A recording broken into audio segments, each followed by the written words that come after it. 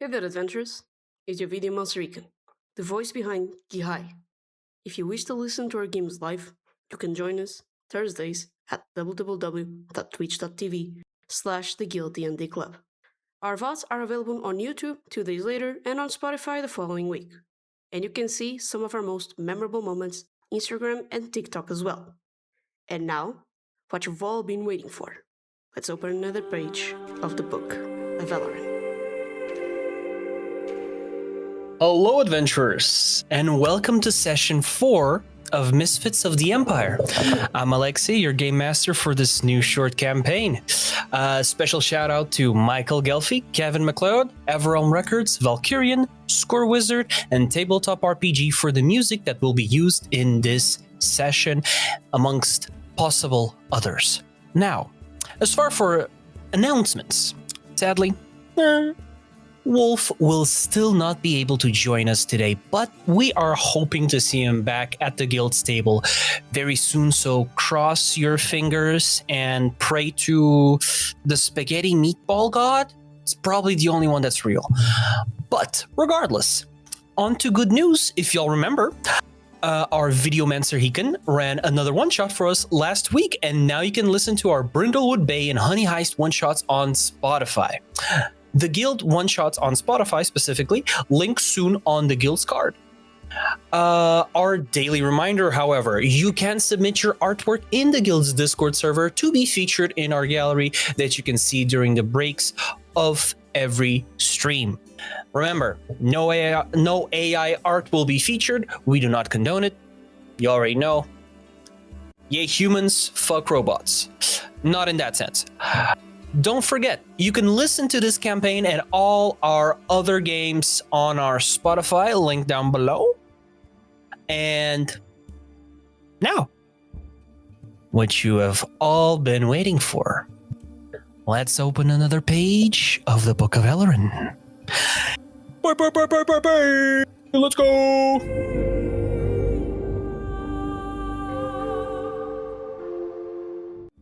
Hello. Welcome, players. Welcome as you materialize into being. Hi-yo, everyone. Was good. All right. Okay, so everyone can hear me. Okay, there's no DM fuck-ups so far. So let's hope it stays that way. I don't think that applies to this stream in particular. Never say never, my dude. Never say never. Never say never. Nah, in the future setup, maybe. Who knows? Maybe. Now, at the time of this statement. Now, for those of you that haven't been with us last session, and for those of you that are joining and have a little bit of a hazy memory, our little party of misfits here finally reached the Kiberon outpost town. That is this kind of town in the vicinity of the Kajiadan jungle that was built around this kind of mismatch set of ruins. And there's a lot of, mismatched people. There's what seems to be adventurers, some archaeologists, but most of the people here either seem to be kind of living it a little bit rough, or are clearly passerbys that are just, stopping for a quick pit stop, recharging, refueling, and going back on their travels. For our party, that means a little bit more than just a pit stop. It means, holy shit, we survived a shipwreck. Nice. Civilization is close. Very nice. That means I can drink my trauma away after that. Which our party surely did after Lorenthus found what seemed to be someone that belonged to one of the orders of the Justiciar Codex, a organization that is kind of the almost the motherboard, the system of the orders of different knights that protect the realms of Roja and beyond. Lorenthus, being a knight of Renfried, one of the orders, recognized a group of knights in a tavern. But they're not just knights. They belong to the mantle of Donore, specific knights that escort those that also deserve protection, merchants, government officials, and so on. Of course, they also protect the regular folk, but, merchants are also important for the economy, for those regular people. And as they were talking, Lorenthus, at the end of the conversation, noticed someone was tailing the group of knights outside of the tavern. An assassin. Probably one that was aiming its blade at the lord, the merchant that they were escorting, Lord Byron. Now, something unexpected happened.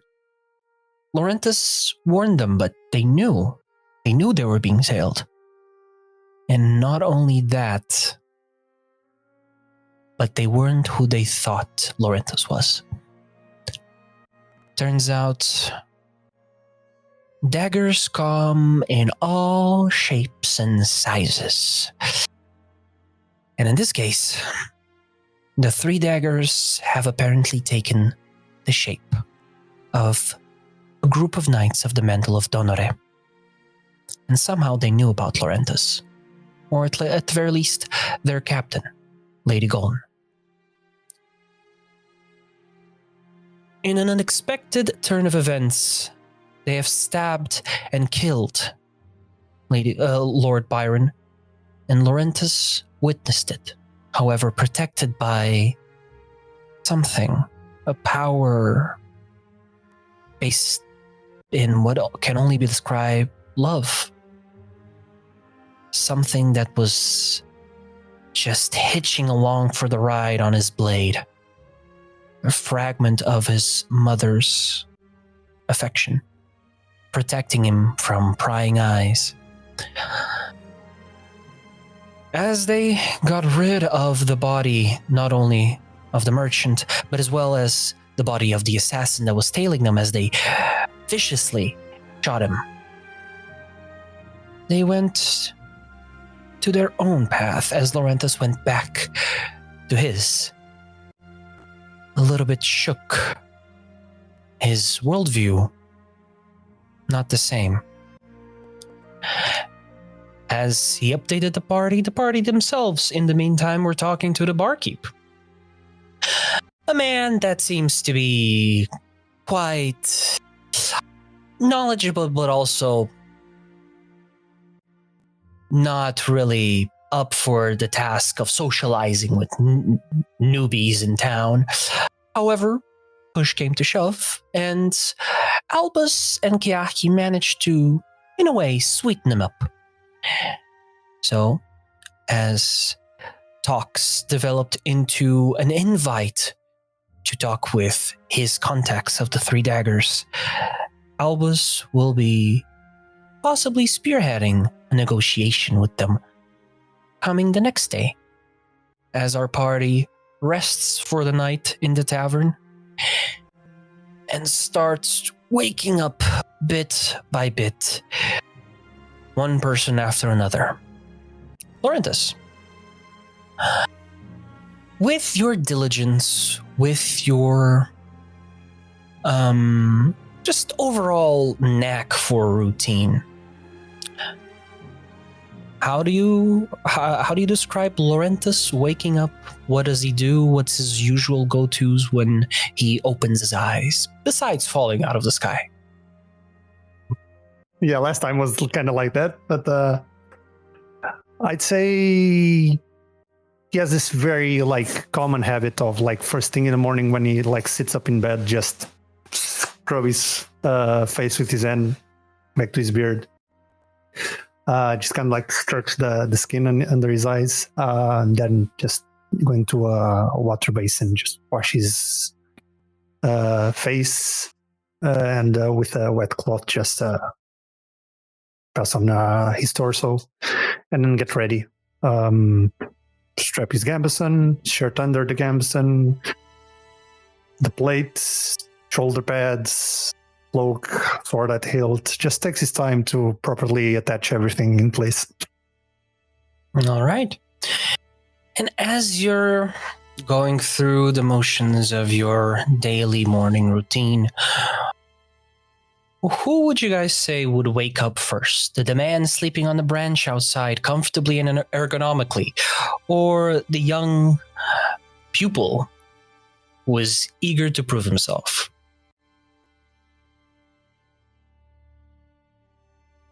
I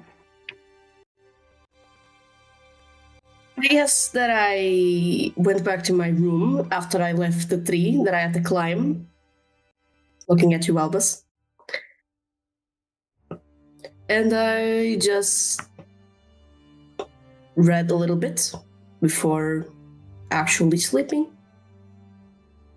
As the morning comes, I wake up just a little bit earlier than the sunrise. Like, the first sun rays are coming up, and I wake up.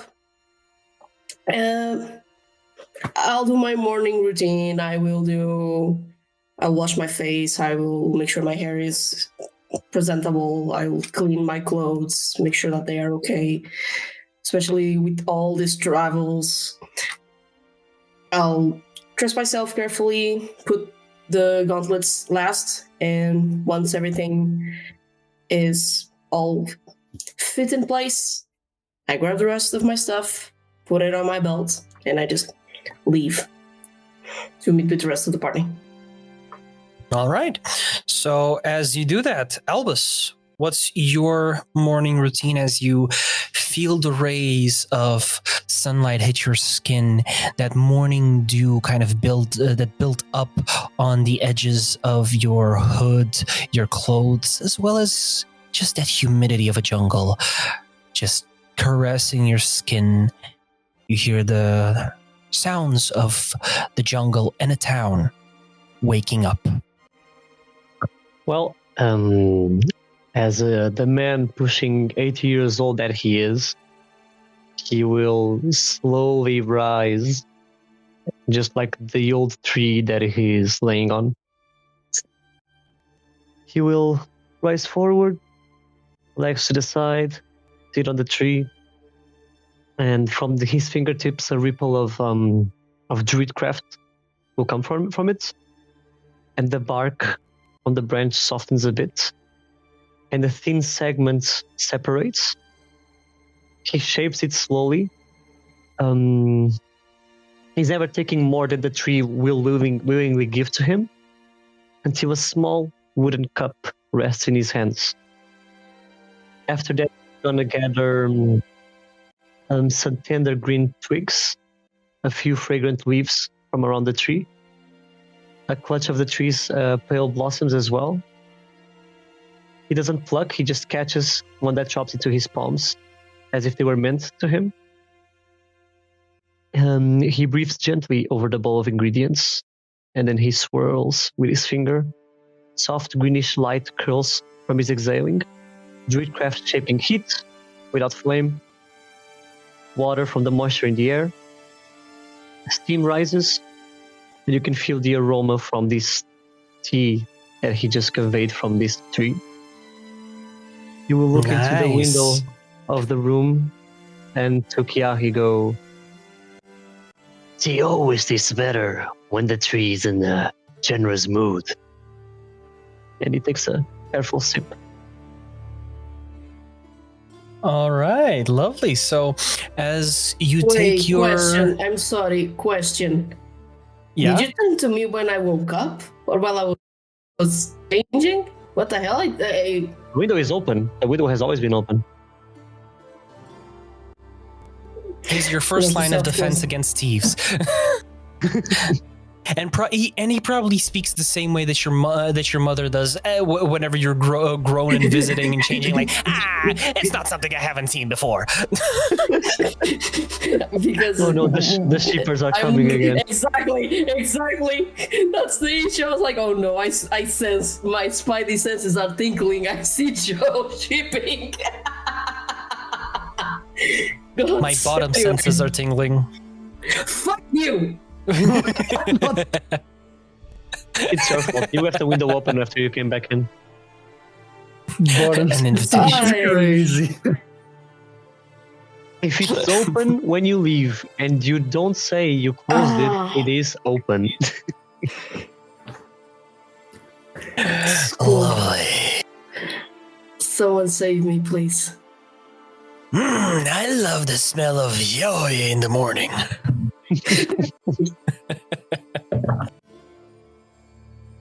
That's Okay. okay. I'm gonna shut up. I have 1,000 jokes in my head. They're all not convenient. Yes. All right. So you guys wake up. Draknash at this point also wakes up kind of probably halfway. So maybe around Keahi, the same time as Keahi, or maybe a little bit after or before Lorenthus, depending on how strong his hangover is. And there's only one way to cure a hangover, and that's with alcohol, at least in Draknash's eyes, as he just lays a little bit, stares at the ceiling. Lorenthus, you would catch this since you're the closest one to him, as you're just binding everything and putting the gauntlets. You look to the side and you just see Draknash kind of lifting his blade arm and looking at one face of the blade and slowly turning and looking at the other.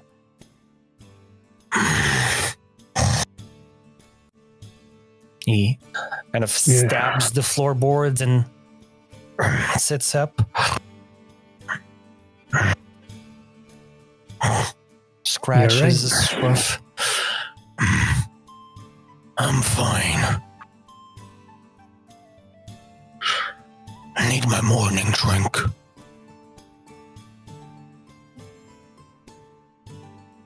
Didn't you get here because you were drinking? Do we also drink it on breakfast? I got here with my fate.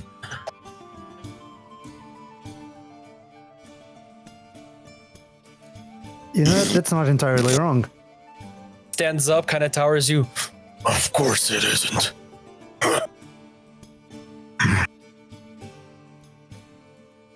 Everything is creaking under him. This tavern is old and like mostly made out of wood, and like it holds your regular person. But Draknash, especially one that doesn't really care about the way that he's shifting his weight after a long night's sleep, especially after drinking, just leans with all the weight of his body onto every step. And as you see him open the door, everything is creaking under every movement. Just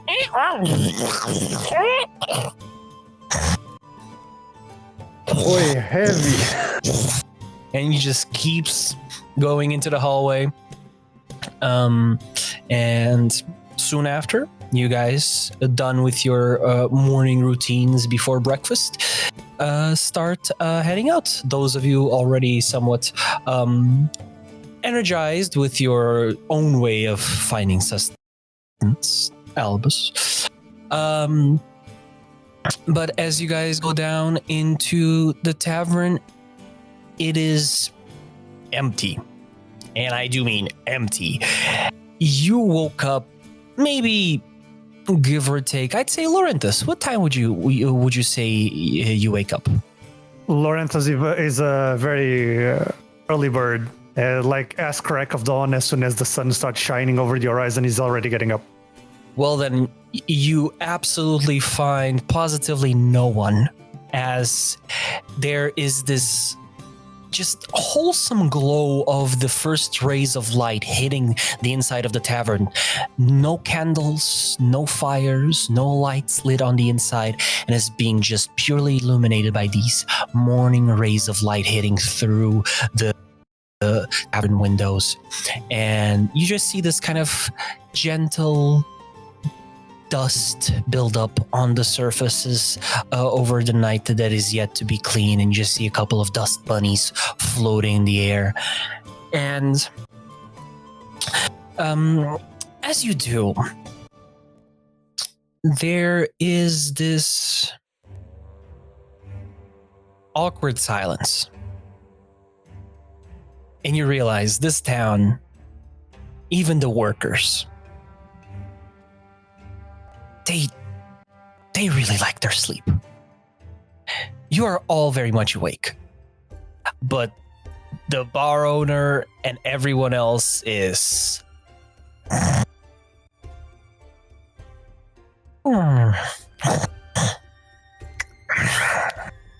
very well. Right. I'm alone at this point at the tavern, right? You would probably see just Draknash kind of looking around, scratches his head, caresses his beard, kind of the long parts of it with the like braids or just like beads, and he just kind of stabs a bar stool, drags it over, sets it on the part of the bar that he wants, palms the other with his other hand, takes out the blade, sits on it, looks awkwardly around, bends over the bar, and then you see him kind of like start searching something, but with his blade arm, and you see him kind of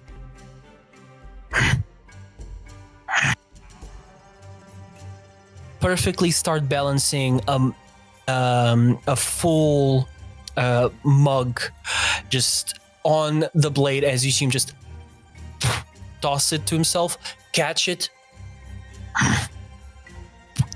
slam it on the table, kind of happy with himself, look at it empty, and then slump again, then stand up, look around, starts pouring himself what appears to be the remnants of the barrel, as stabs it and lifts it to tilt, as you see him just shake the barrel, and you just see drops of what is essentially foam and sediment of the ale just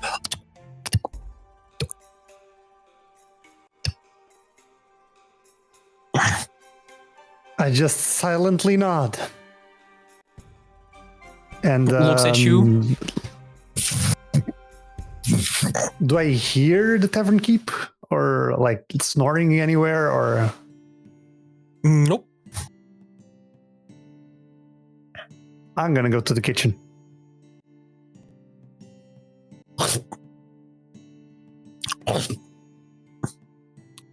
Checks out.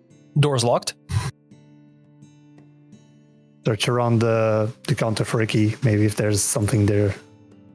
All right. Make me a. Let's see.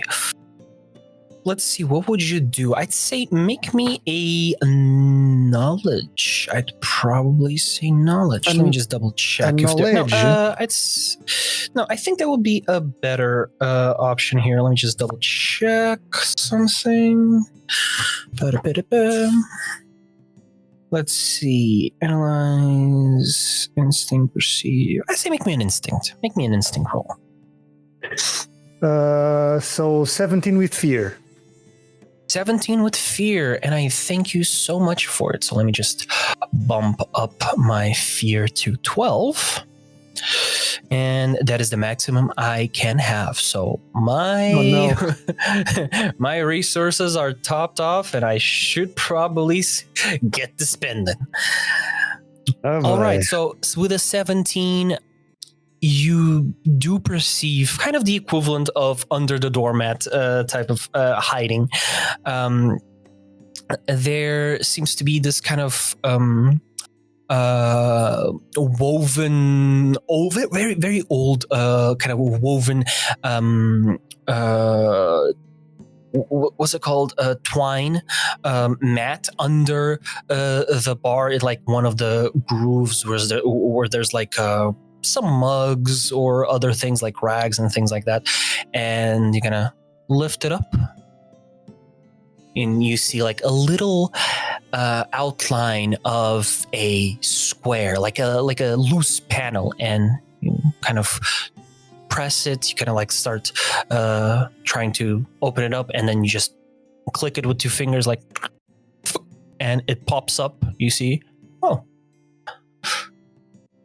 You pull up a key. This one seems to be pretty old, so probably a spare. I'll just try to open it. Doors opens up. Okay. Is there like any bread or like salted meat or something I can have for breakfast, like hang around? The first thing that hits you is that smell of just smoked jerky.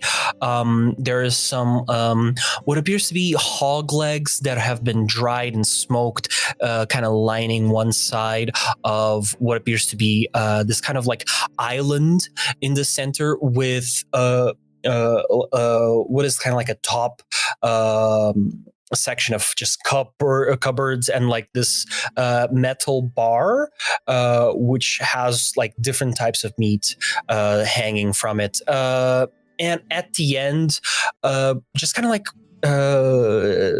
these bunches of different leaves, plants, and in the corner you can see what seems to be maybe a 2 foot by 2 foot wooden crate with the lid kind of slightly open, and you can see there's cheese inside, cheese wheels, and on the bar, on the counter next to the crate, you can see there is already a halfway cut cheese wheel that has been cut the night before. Everything is somewhat clean and taken care of, but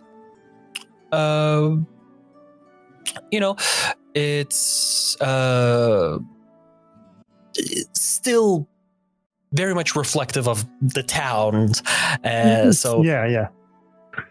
I'm just gonna grab like enough to sustain me for the breakfast, just a well-balanced breakfast, and I just look at my money and just drop what I think will be appropriate given the place I am in, and leave it on the counter.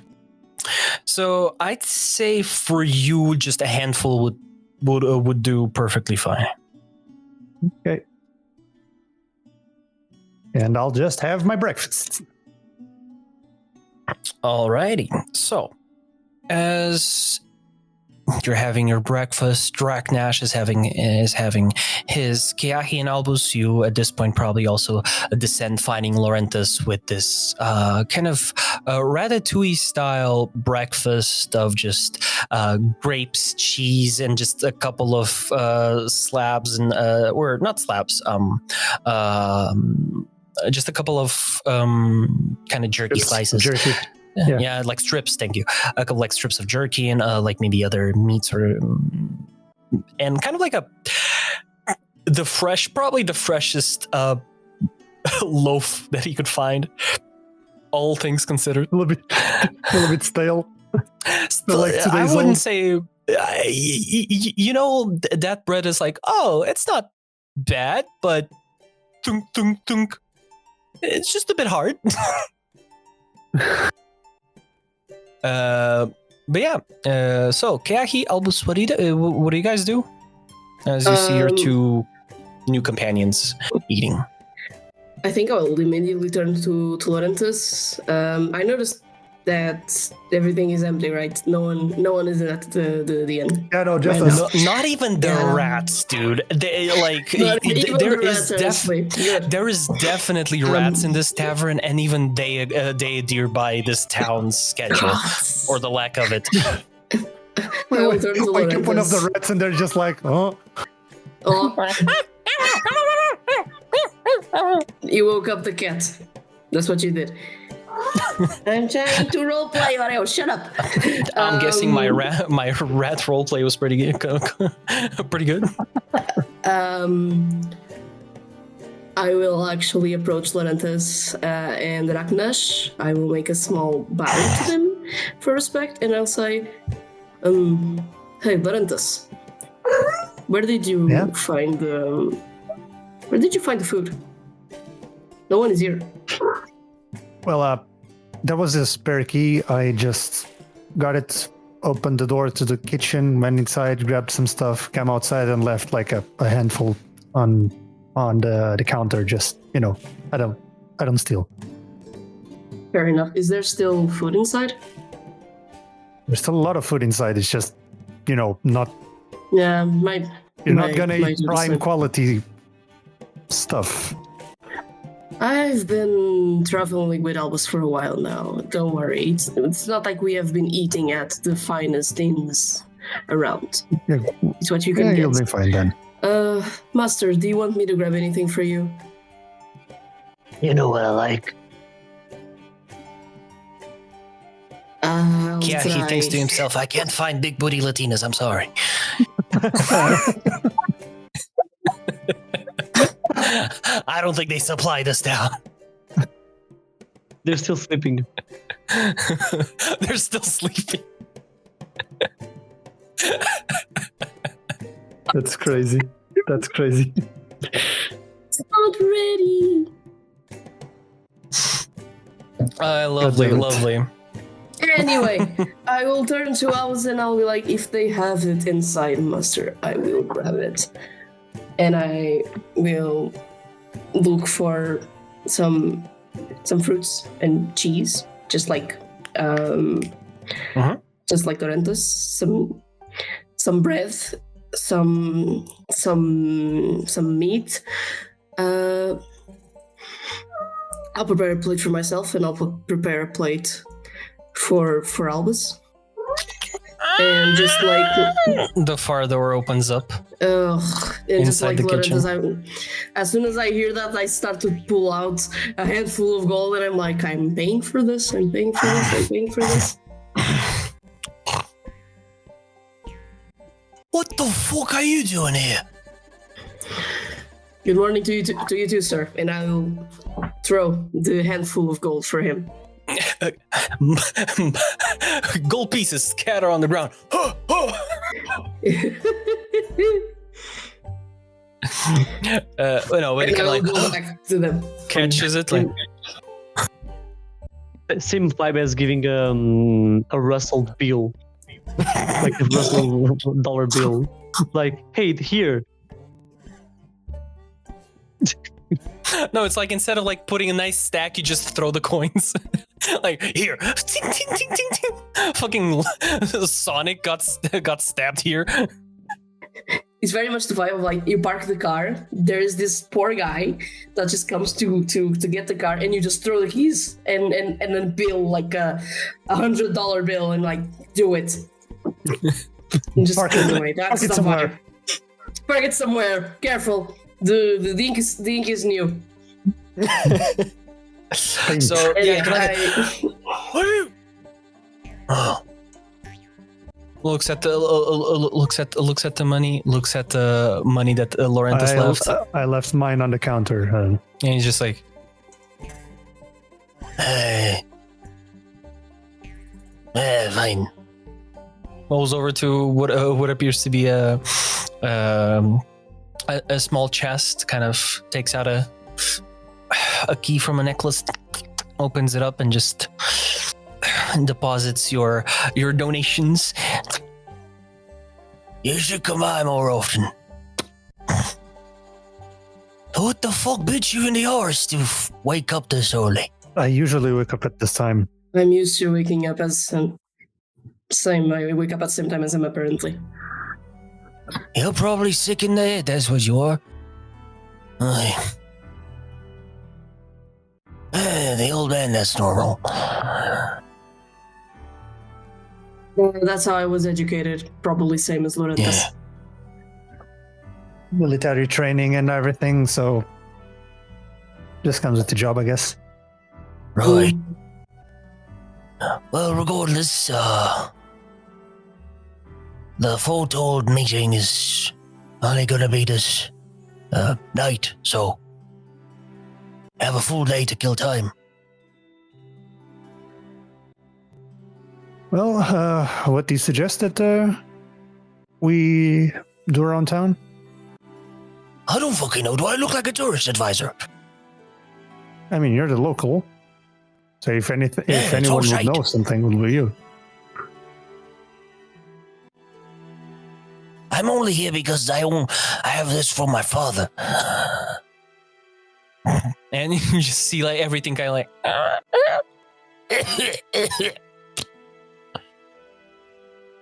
Nice legacy he left me. I mean, it's not really the most unpleasant place I've ever been, but it has character.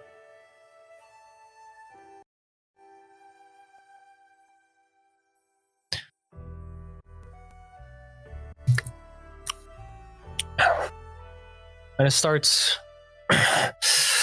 pushing, like rolling up his sleeves a little bit and just. You're damn right. Start making some breakfast. And you see him kind of like work up a plate of stuff for himself, but also start kind of like setting the kitchen. You see him kind of like start working with the bar stools, putting them down, and you hear just a hey, the fuck are y'all doing here? Being diligent fuckers. Good morning. Come on, better fucking move on. Throws him a stool, and you just see the young the young bus boy just kind of like catches the stool like. You're fucking crazy, old man. Have I told you that? Every single day. I should say it more often. Jesus. Starts setting everything down. What the fuck shit in your cereal to wake up this early? I just told your boss it comes with the job and just used to waking up early. Right. Remember to never apply for yours? That sounds like shite. You just see the master kind of just. That's why I hired him. Smart lad. And you just see him kind of like start wiping off the tables. So, I guess you could, go shopping. Fuck all. I don't know. You could talk to some locals, but I don't think that's probably the best idea. It'll probably get a target on our backs.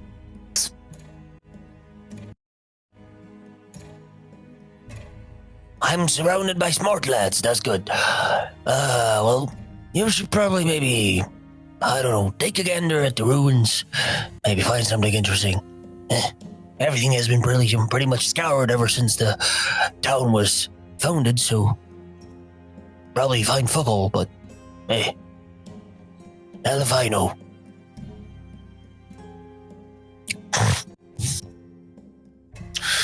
You can go take a look where. Say, would you fellas be willing to accompany me if we were to go where I went last night?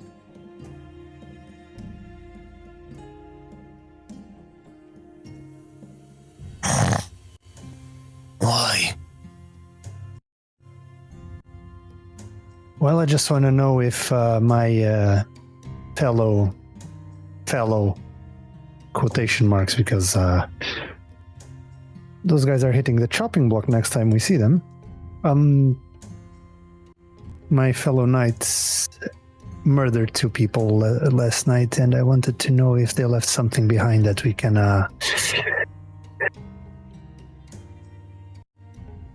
relevant to, because apparently, according to barkeep here, the 3 daggers are a big thing. And apparently they're also part of the business that you guys are intending to make, so maybe there's something for us there. What do you say? You'll probably I'm get on yourself killed. I'll go. I mean, we almost got ourselves killed by falling like hundreds of feet in the air, and we survived, so... That's a regular weekday. Mr. Albus, Mr. Keahi? Yes, but Can I pick up on us? just don't forget you're also coming with us to the negotiation. Oh, I know, I am aware. Not you. But apparently we can only... You as well, but him. Why? I know nothing of. I told Is you Draknash yesterday that you or- would. No, I'm not talking to Daggerheart. I'm talking to the barkeeper. Oh, the barkeeper. In that case, Well, yeah, but I have to be there to introduce you. Of course I'm going to be there. Well, what? What's the ETA? At the crack at midnight. Find me at the back of the tavern. We have a full day. Try to make sure that no one follows you. I just wanted to know what time to get back. Lead the way, Lorenthus. Let's go, my boy. I just finish my breakfast and start heading out. Draknash finishes his pint, which at this point probably second or third one after the bartender, the tavern keep got there, so refilled the barrel, probably got him a couple more. And as you guys, Albus will just leave behind on the counter a cherry blossom sprouting from the wood of the counter, and he'll leave. nice. So as you're leaving, you just hear, Oh, that's cute. Have to cut it off. Where's my knife? That's cute. Fucked up a furniture. and as you guys start going through the street, This is mahogany. as you guys start going through the streets, it's chill, it's nice, it's quiet. There's at this point a couple of the actual workers around town that have to wake up early, start moving around. A couple of them meet your eyes and kind of like look at you suspiciously, then look at Lorenthus and up and down. Yeah. Keep moving. Then there's the occasional one that looks, the occasional passerby that looks at Keahi, kind of thinks like up and down. Looks around. Looks up. Too early for murder. Another one that looks at Albus, kind of like looks at Keahi, thinking, yeah, I could get a couple coins. Looks at Albus, and you just see him kind of like, I feel that. Yeah. Move away, and eventually you've pretty quickly reached the street. This time actually seems way less ominous and menacing. Regular street, regular alley, regular dead end, with a couple of side streets. Okay. Just take some time to like investigate the alleyway, see if I can find anything like something they dropped. If there's still blood on the floor. All right. I'm gonna say make me that instinct check. In the meantime, as you're doing it, does someone else wants to do anything? Maybe help just- Lorenthus in one way or another? Just remind me, please. We were heading first to the rooms? You are heading towards the alleyway where Lord Byron was murdered by the quote unquote Lady Golden and her entourage of Okay, so knights. investigate a murder scene. Okay. Yep, just want to see if there's something before you head to the ruins. Okay. I mean, I can try and help him as well to see if there is something around. I will just give a nudge to Lorenthus and be like, "Hey, pal. Anything in particular you're looking for? Or just anything suspicious works?" Just something they might have dropped, or something that might give me a hint as to why they did what they did. Right. Then I'll do that. Also, question, I don't know if it will help or something or not, but can I also use my arcane sense to understand if there is, like, anything magical around in close range? Sure. Let me check. Arcane sense, as in. Let me check. The sorcerer feature. Sorcerer feature. Okay, lovely. Yeah, sure. Let me just double check the wording while you prepare that. Druid. Sorcerer is a little bit. Warrior sorcerer. There we go. So, you said arcane sense. You can sense the presence of magical people and objects within close range. All right. So, okay. So, as you use your arcane sense, you notice there. You kind of go. I'm assuming kind of like go around, walk, try to sense anything, perceive.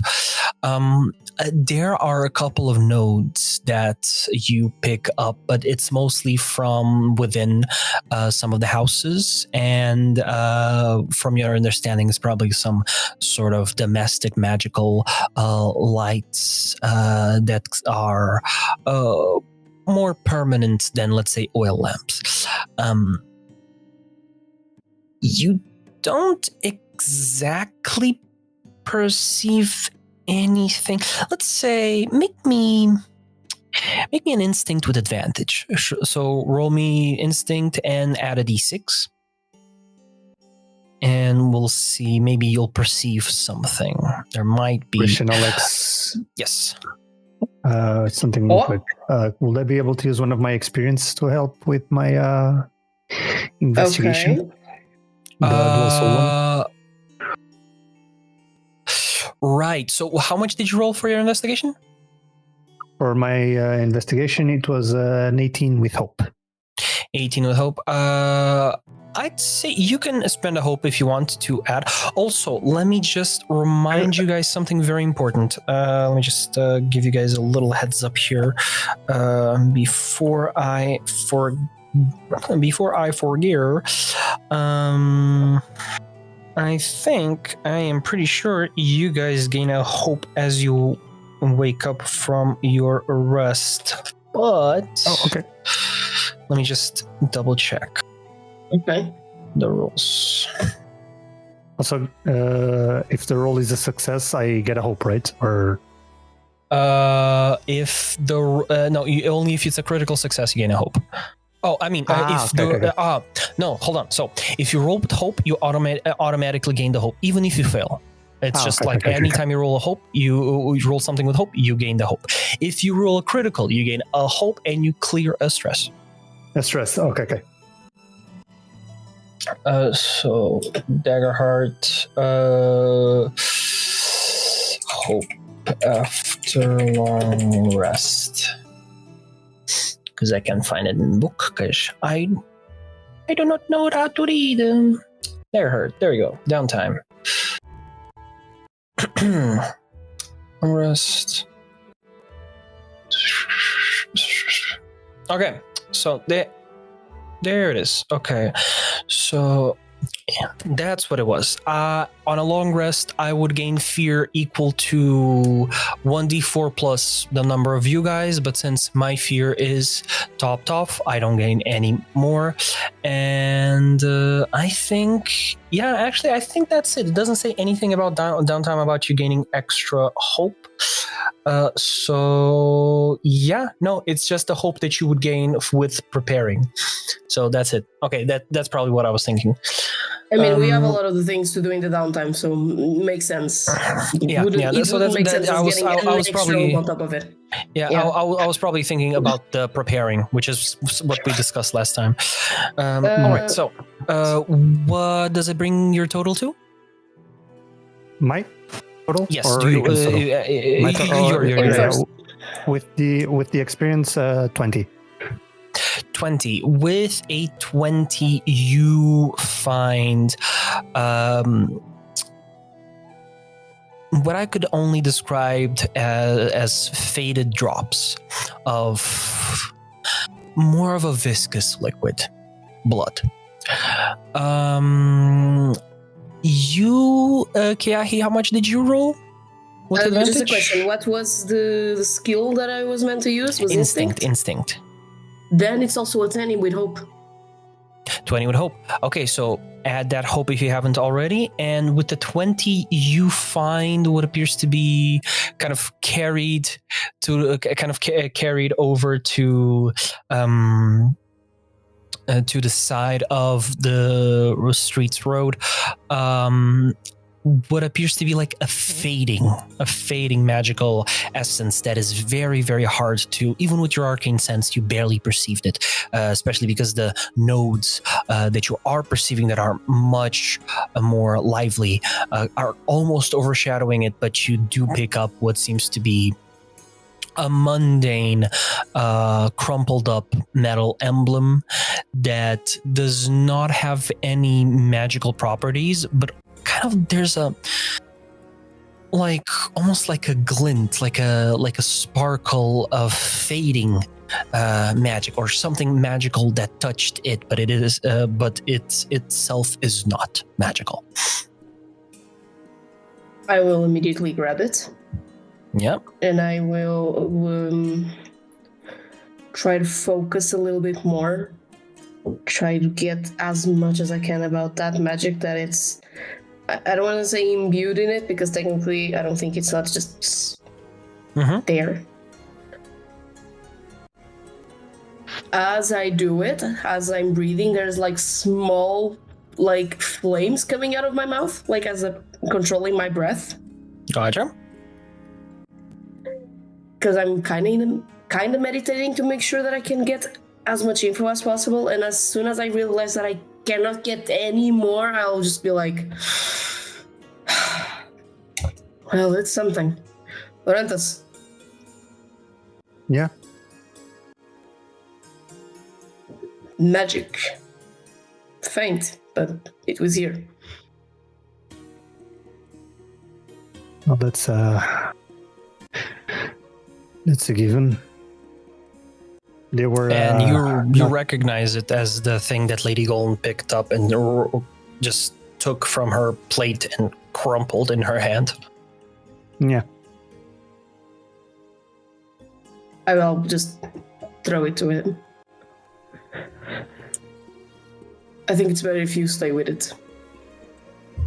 I don't know for how long the magic is going to stay in that piece of metal, but I'll take it as a clue. Right. Regardless. Thanks. Awesome. And I only found you found the drops, but they don't just, give you like, oh, drops, blood, something you already knew was here. They give you direction. Okay. Well, gents, should we follow? Should we move somewhere else? What's the consensus? You think we're going to get anything more out of here? Because if not, then I think we should just... No, the blood is leading somewhere. Then we follow the thread. I just want to see if everyone is on the same page. In fact, you said there's blood and all. I'll turn to Albus and... Master. Oh, no. Yes, boy. Can I ask you for something, please? What? Could you use your druidic abilities to help us with the trail, please? Just so we can get more clues. The Witcher senses only with the Blood Hunter, by the way. No, I'm kidding. Oh, do not worry. The other guy, they call him a hound. This one is a hound. I beast form into a hound.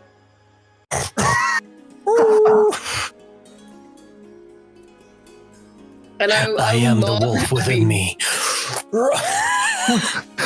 What are you saying, Spark? I'm Little not Timmy happy. from Noel? So, as per usual, Albus will slowly just gain canine features. You just see him, he's just standing with his hands. And all of a sudden, he just go, pause. A very tiny pause. All of a sudden, muzzles. A tail sprouts. Ears. No, not pointing up. We don't cut dogs' ears here. Down.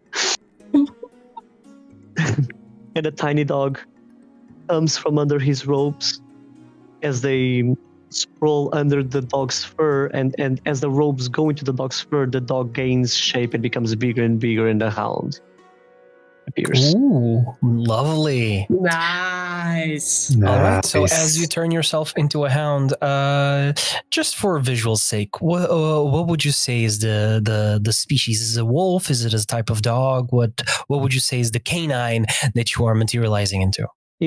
Imagine a mixture between a dire wolf and a Doberman. Lovely. Okay. Ooh. So as you regain that stoicness and intimidation factor of a Doberman with the fierceness and just focused killing intent of a direwolf, you grow into this mixture of both. And as you do, let me check your, because you gain different not abilities, but your traits do change with your depending on the They are present the here. animal that you change into. So I have advantage on locate rolls. all right, so you turn into a pack predator, right? No, I turned it to household friend. Household friend. Okay, gotcha. Dog. There you go. Dog. All right. So, climb, locate, protect, companion. Okay.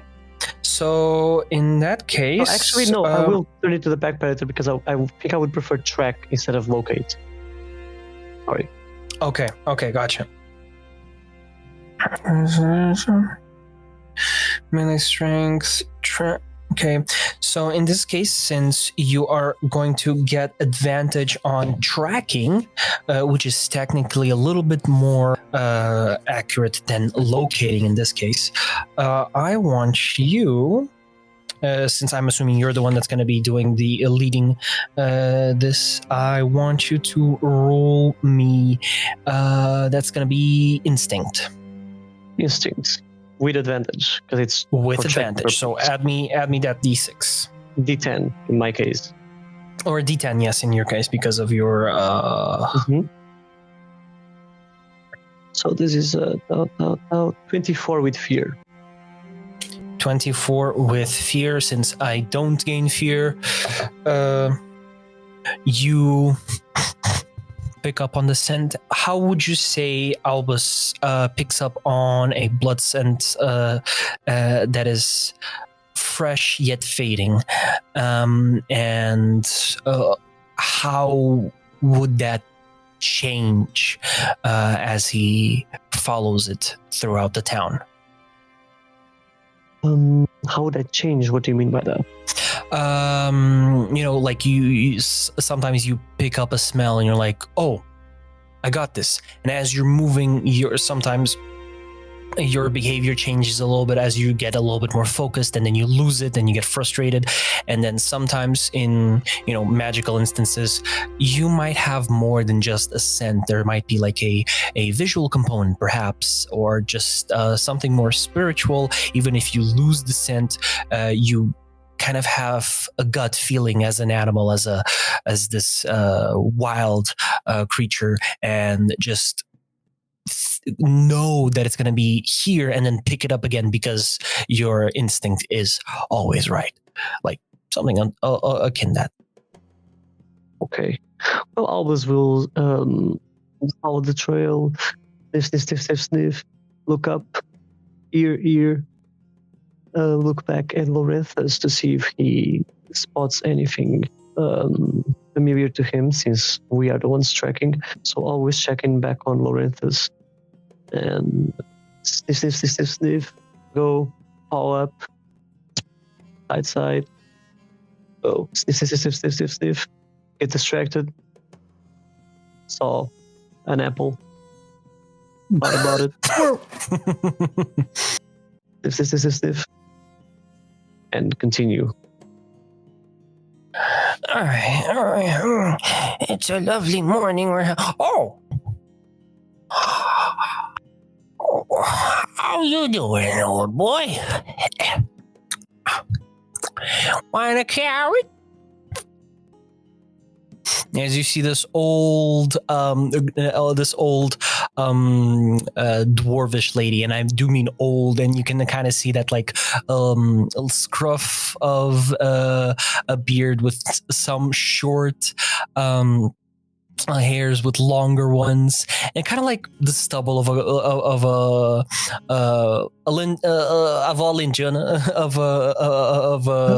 really old lady. Yeah, a really old, just village lady, and like everything, like just wrinkles. Just you can barely see her eyes through it, and she's kind of like plump, but at the same time, sagging old skin. I will. She's like offering you a carrot in the middle, like as you can like track, and you go through the street, and the old lady. I go to the old lady, slowly, and rub my head against her leg, and do open my mouth for the carrot. Oh, you're a nice one, aren't you? It wasn't you that made all that noise yesterday, were you? You're a good boy. Oh, not Me? like No, those not young'uns. Yeah, no, not you. Not like those young'uns playing in the ruins and making all that. The age is coming to me, isn't it? Death. I'm sorry. I will see you today. Can I ask we will have something? a long talk about it. Then the old lady just rattles off alone. Excuse me, lady. Is it my time? No, it's not your time. I'm Have just you come curious for what me? you said. No, I'm just a passerby. I just was curious for what you said to the dog. Passerby for us all. Apparently sooner Right. to me than I expected. No, you still have a lot of years ahead of you. Okay. I'm What? sorry. I just. Ah, darn it.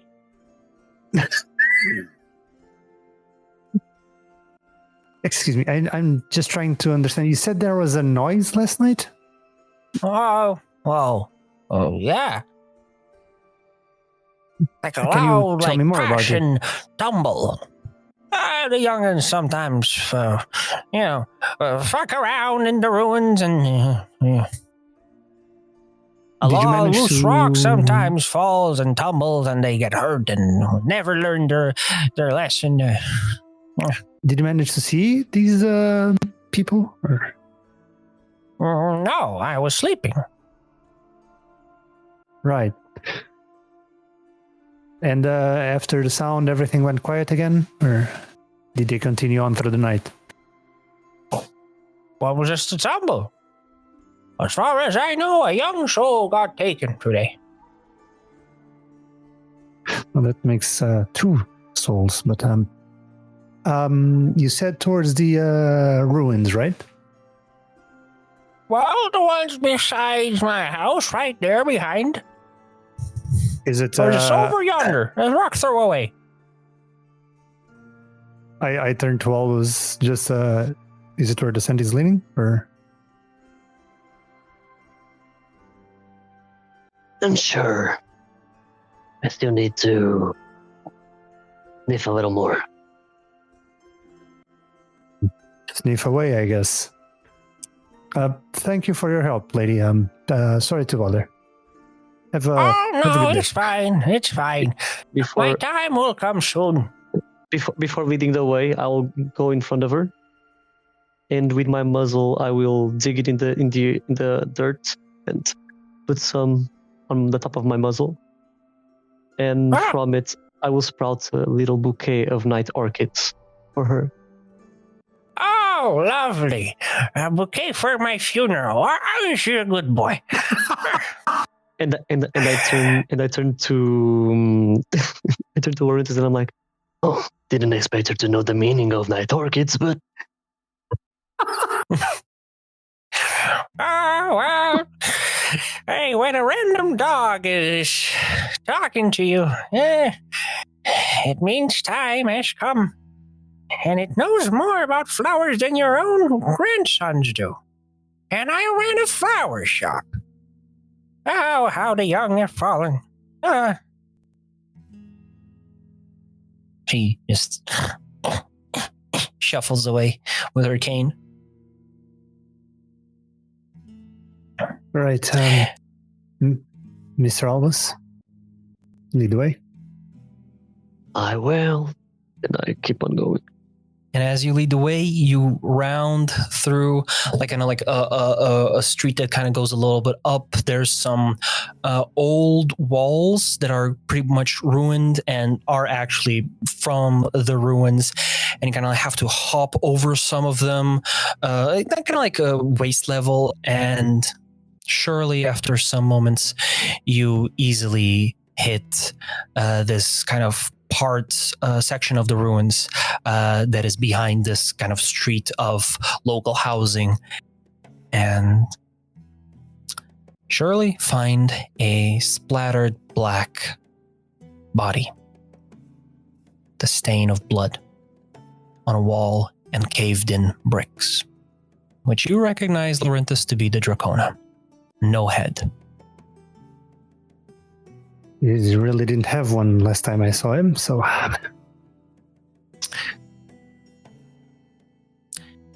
And as you guys are probably searching through the body and looking at the outskirts, we're gonna go to break. You in a bit, guys. Alrighty. So, as you guys are looking for the body, you found it absolutely smashed. Ribcage has been flattened at this point. So as you guys notice that his ribcage is absolutely flattened, a good chunk of his hip bone is smashed to bits, and his tail is also bending in a way that even a flexible tail shouldn't. So, what do you guys want to do? You want to inspect the body, inspect the surroundings, whatever it is. I just checked the body, see if he has something on him. Well, we found a poor sod that tried to kill the guy that was with them yesterday. Seems a bit more than he could chew. And I just search. All right, so make me a knowledge check. Or I say knowledge, but since I'm also, like you guys, still getting used to the system here, sometimes it might be instinct or knowledge because it's interchangeable. Because for knowledge, you can, if you want to analyze something, that's knowledge, but to perceive, that's instinct. And since investigation is a little bit in between of those two, give me just a sec. If you want to give me instinct, it's a +2, while knowledge is a +1, so, you know. It's either 16 or 17 with hope.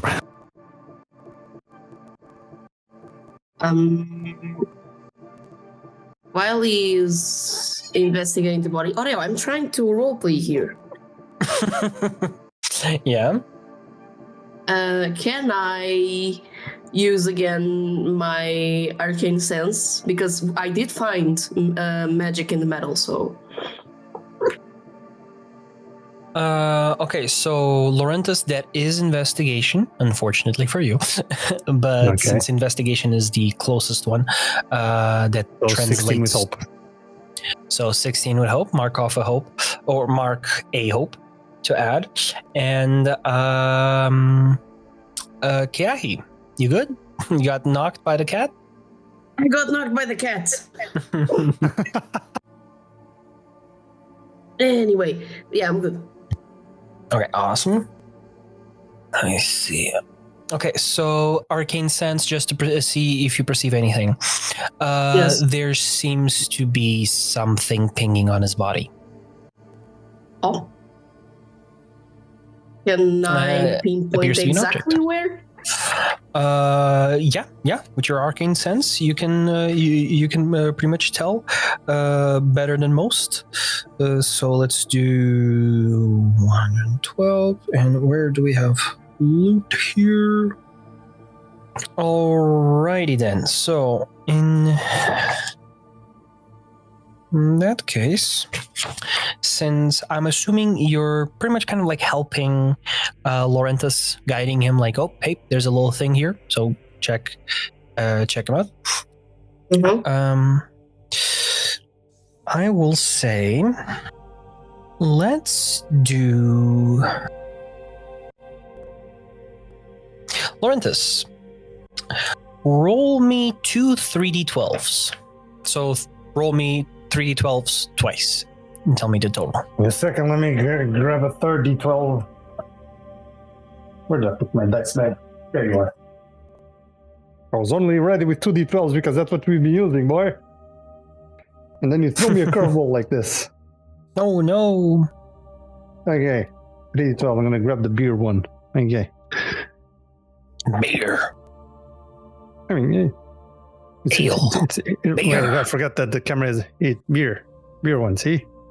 Yeah. Oh, So alright. 3D12s. I what have do a do? new rock die. How much total? Oh, 6.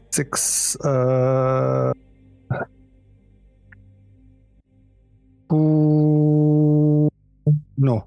Wait. 17. 17 total with 3d12s for the first one.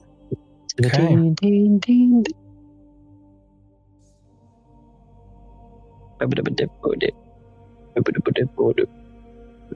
Yes. You find what Keahi was pointing you to, which is an arcane prism. You find what seems to be this kind of unfolding frame of a small, you could say a oversized D4, pretty much, with this metal framework. And it's pretty much a prism that you can activate in a location of your choosing.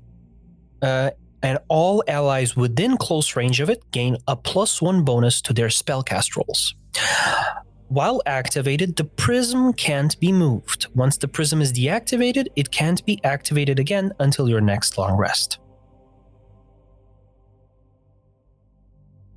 I think you might enjoy having this, and I give it to Keahi.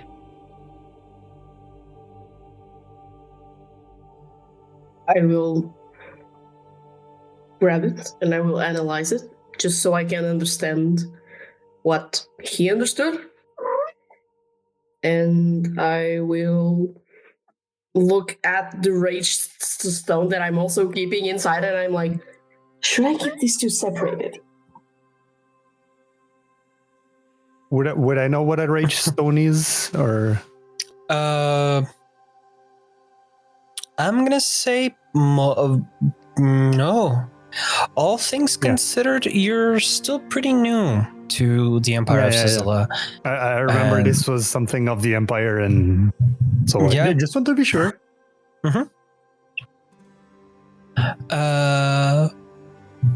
For your second set of 3d12s? Again? Because I said roll it twice, yes. Okay. So the 7. That's 18. My rock dice fell, and it's... Lord have mercy. Oh!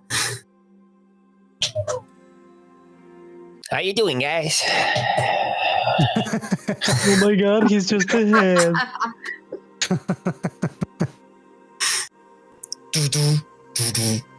Aye. So how much did you roll? 18 total? 18. Yeah. Damn, you're rolling low on those. I'm rolling really low. Okay.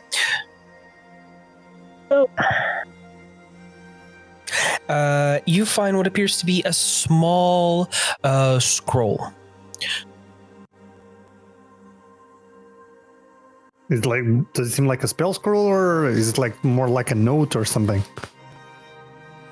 How would you describe Lorenthus understanding that he's not looking at a spell, but a recipe for a minor stamina potion? Is not very well versed in alchemy, first of all. He understands some stuff about it, but it's not knowledgeable enough to do potions himself. Seeing it's like a minor stamina potion, and since it's like a more like mundane quotation mark kind of thing in alchemy, is more like, well,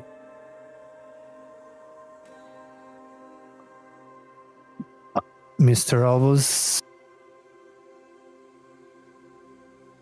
would you care for something like this? I know you deal with a lot of herbs, and I don't know how versed are you alchemically, but certainly you're more versed than me, so I think you might make more use of this than I do.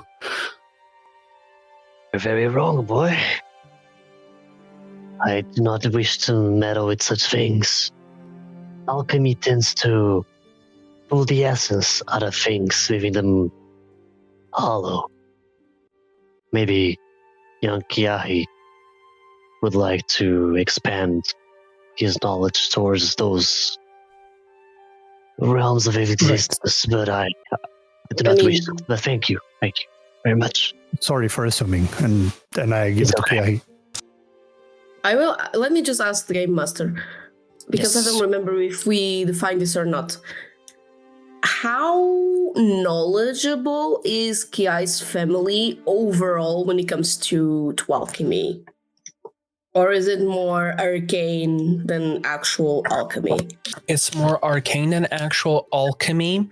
And I'd say you guys are more informed and well-versed in alchemy than, let's say,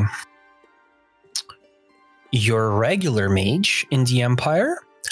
However, your family's strength rely in the obvious elemental magic, as well as engineering and physics.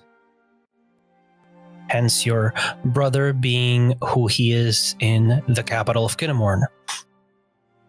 Yeah. Thank you.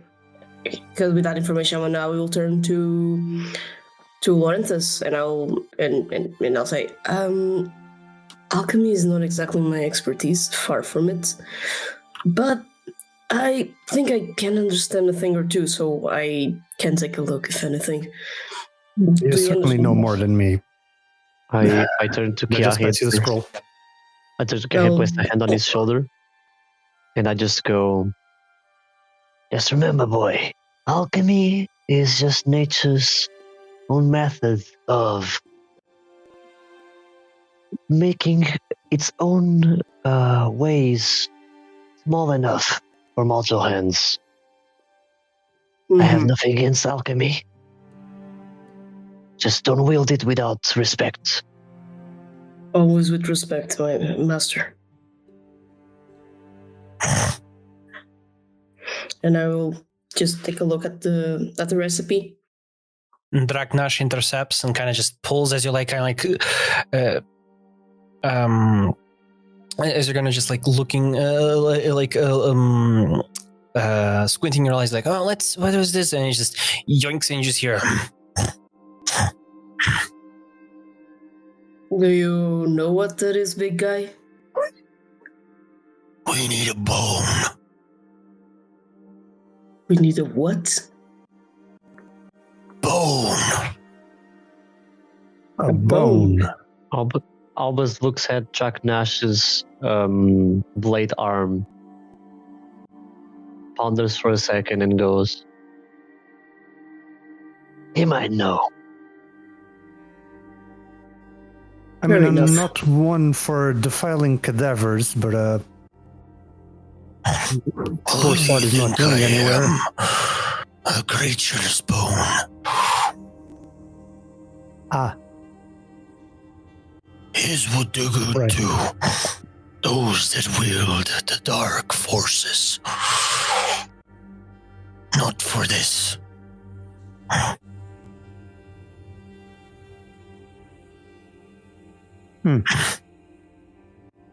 are you knowledgeable in dark sources?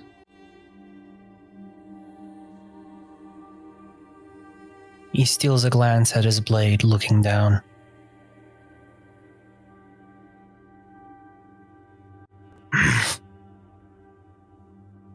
And starts walking away. Man, a few words. Got it. I'll take that as a yes. Albus, you kind of spot instinctively looking at Draknash as he's walking away in the daylight in these calm, beautiful, overgrown by nature ruins. A solemn man, with not rage in his eyes, but two pits of hollow pain. As he gently lifts up the blade and looks at two faces.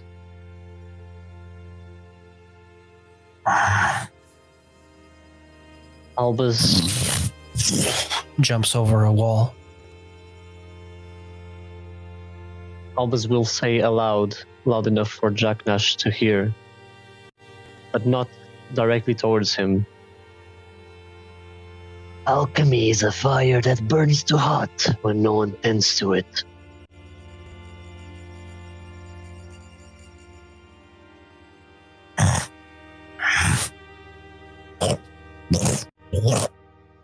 You're walking, crumpling of stone and dirt underneath big, heavy feet. Mr. Albus, can you do something about the... About? corpse? Just something natural. You know, the composition... We're Are you in the done with middle it? of ruins, so I guess... Yeah, and I didn't find anything else. And the body? Are you done with the body? Yeah, exactly. That's why I'm asking if you can do something about it. Of course. I turn away, and from the back under my cloak, you see vines sprout and envelop the corpse, and night orchids blossoming from the vines. And as night orchids start blossoming over the on the overgrowth, the vines, as you see a headless, lonely body being overtaken by nature. And the only people that knew of their existence, watching it being taken over by nature. May the And light with guide you. this,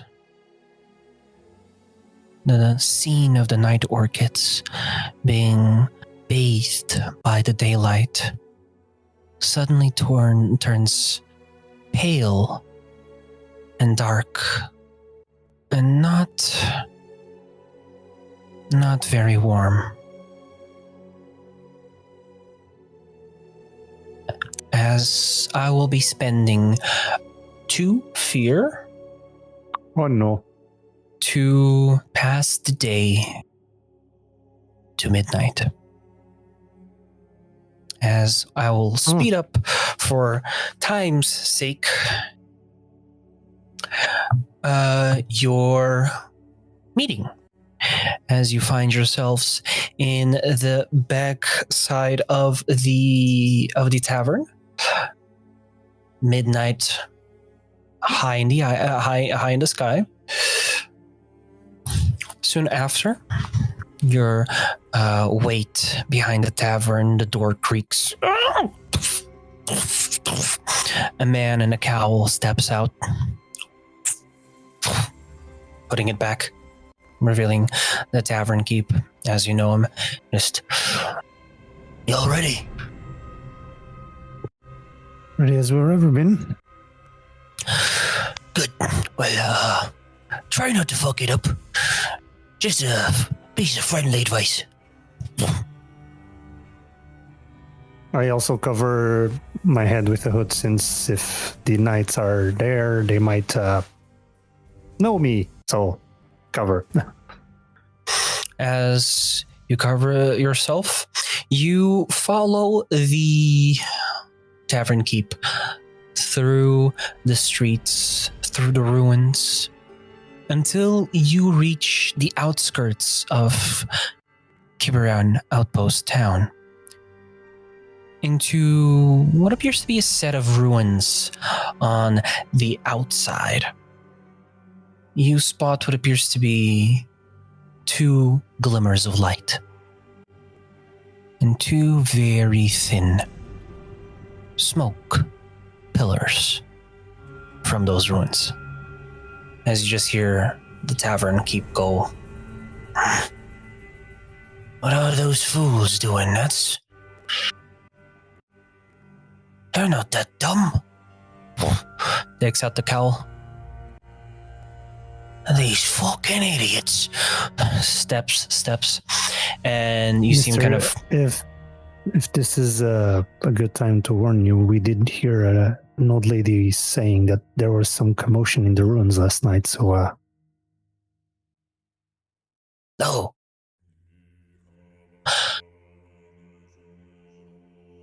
You mean Lady Jesselyn?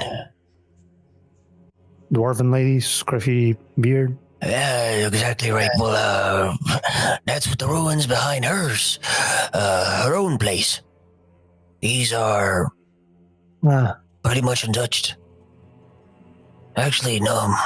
Not even creatures pass by here. They try to avoid this place for some reason. And it's a good one. And that's why we're meeting here. Less eyes. All right. But that makes it more obvious. As he kind of nods and points towards the 2 thin pillars of smoke and the 2 glints of light of what appears to be fire, he just... Either they're growing foolish or fucking cocky, and I don't like either. And darts through the bush, and your footsteps eventually go from boots on stone to boots on dirt to boots on stone, as you realize you're walking on this paved cobbled street of these ruins, or a surface. You find what appears to be 2 almost not exactly towering, but like almost 2 platform structures that are elevated on each side, with 2 sets of stairs towards the center. And as you guys are passing by, right in front, past those 2 platforms, there's a larger one in the middle, thicker staircase going up, where you see the source of those 2 campfires. As you just look at the tavern keep, as he just looks at you, Keep it quiet. Rushes and just kind of gestures to you to follow but keep a distance from him. So, he's the one taking lead here. He doesn't want you to spook his usual clientele. And as you go up the stairs on the main platform, you see him. So what the fuck does this? What is this?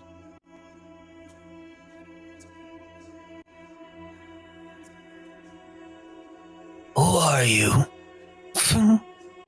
You see the tavern keep pull a dagger as you see 3 figures. Black clothes, black cowls and hoods, long cape-like trench coats. You see a tall figure, a taller figure, and an average height one that's kind of just kneeling down on one of the campfires, while the tallest seems to be picking something from his nails with a dagger. As the third in the center just turns around with a mask. The other 2 as well. White masks. Gentle, sleek slits for eyes.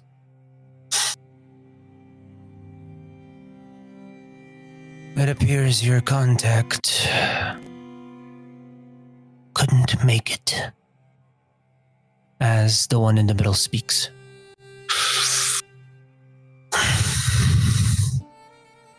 Well, the night is pretty cloudy.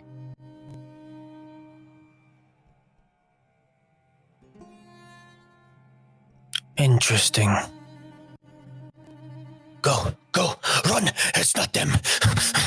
And you see the tavern keep turning around as you hear, "Okay, My pleasure. As the tavern keep tumbles down, falls through the stairs, and you just see him slide and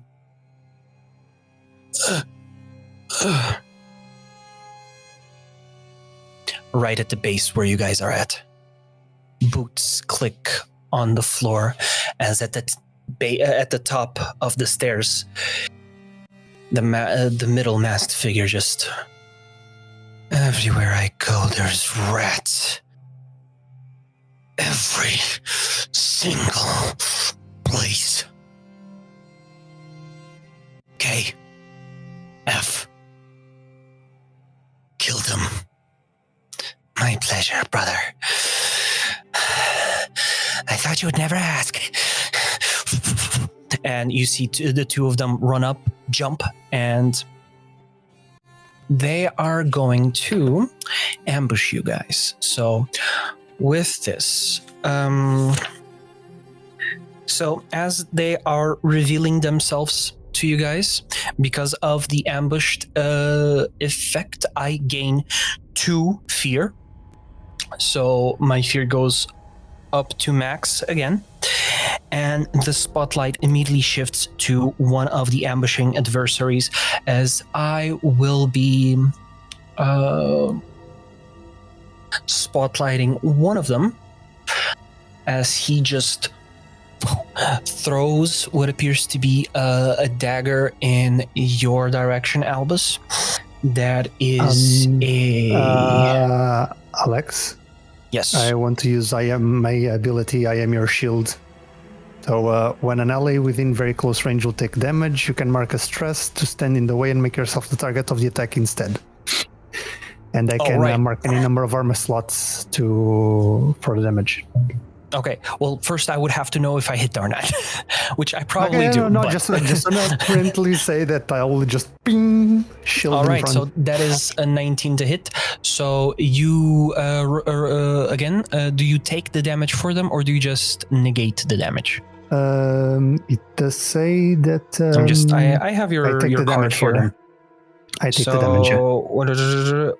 So you mark a stress to stand in the way and make yourself the target of the attack. Instead, take damage from this attack. You can mark when you take damage from this attack. You can mark any number of armor slots. Yep. Oh, instead of one, you can take more. Okay, gotcha. Yep. So that is going to be... Okay, so that is going to be 10... Okay. That's going to be 10 physical damage to you, Lorenthus. That doesn't go from above my minor damage. My damage threshold is 13. Can I still spend... Do I still spend an armor to negate the damage? Or? I mean, if you would take a minor damage, I believe when you use your armor score, you just nullify it. Then I'll use an armor score to just nullify.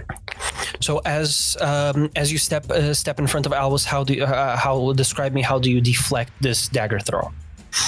I just as soon as I see the glint of the dagger, I just slide in front of Albus, shield in hand. As the blade just flies through the air, I just block it and just throw it to the side with the shield, sword in hand already. Okay, as you just as the dagger just sticks to the ground in the cobbled stone next to you.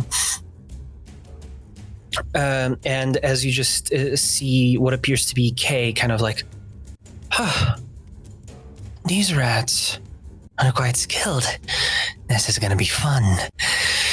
As from next to him, you just see the smaller one from the three, still average height, but in comparison, a runt. You just see him jump and throw another one in, this time your direction, Lorenthus. Okay. Which will be 8 to hit. 8 to hit. It's against my evasion, right? Evasion, yes. Okay, so it's my evasion's a 7, so it hits. Okay, so that will be... Okay, that's a little bit Also, shittier. Would I be able to activate my class feature as soon as I block the dagger? What class feature? Class or subclass? Class feature. Oh, okay, class feature. Describe me what it does while I pull it here. Once per long rest, you can become unstoppable. You gain an unstoppable die. At level 1, your unstoppable die is a d4. You place it on your character sheet in the space provided, starting with 1 value facing up. After you make a damage roll that deals 1 or more hit points to a target, increase the unstoppable die value by 1. When a die's value would exceed its maximum value, or when the scene ends, remove the die and drop out of unstoppable. While unstoppable, you gain the following benefits.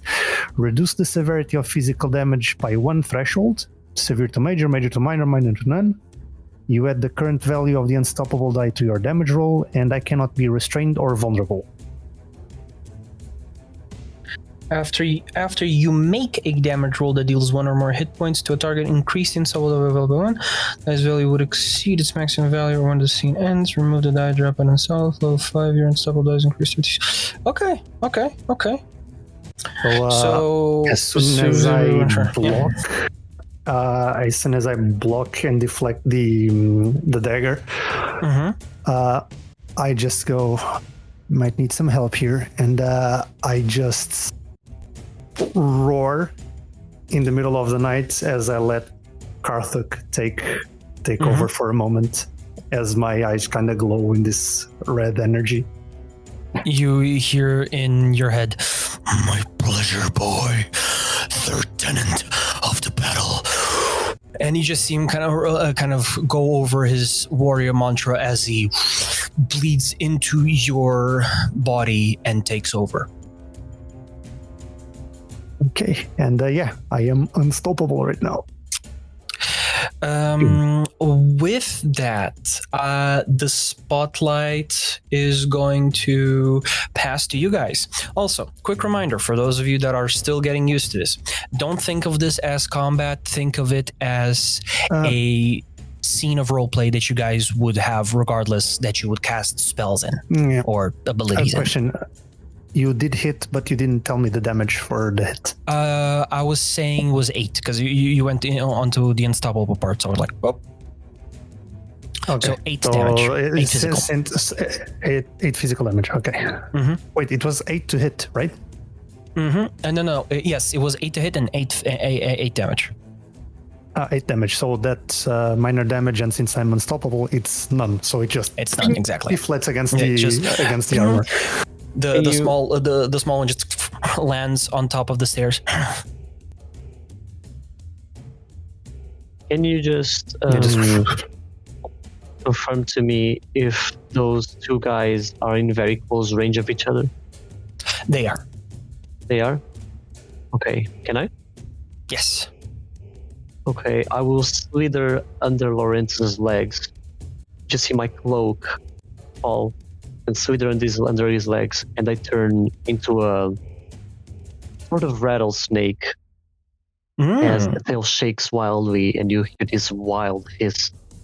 And I just go and stand in front of both of them. And I will use Venomous Strike and I'll spray venom onto them. Ooh, lovely. Okay, so that is your... Okay. But wait, Venomous Bite, right? Okay. No, not Venomous Bite. Striking Serpent. There you go, Striking Venomous Serpent. Strike. How does it work? All right. So you make an attack against any number of targets within very close range. So in that case, they have to be very close range of you.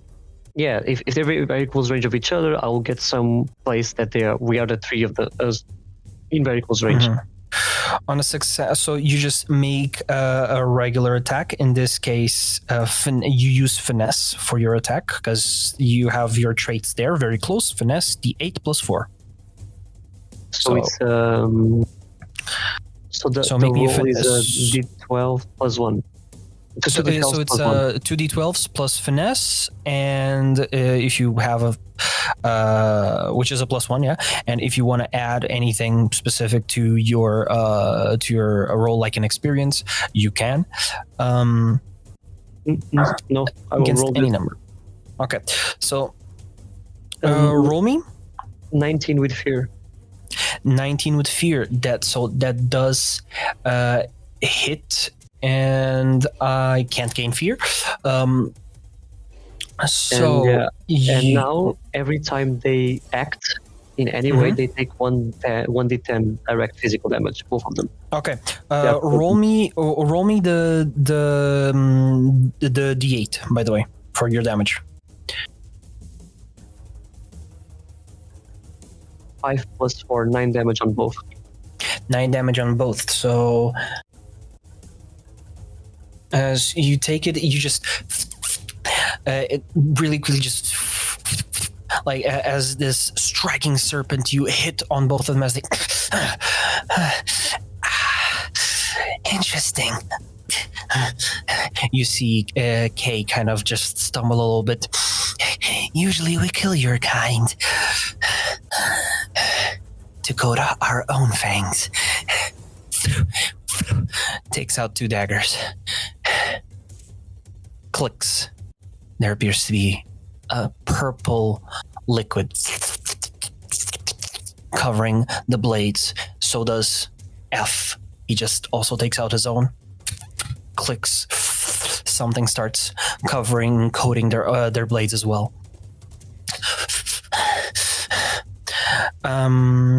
Since you rolled with fear, that is going to spotlight our friend in the middle as you see the masked one that is apparently taking control here, as you just see him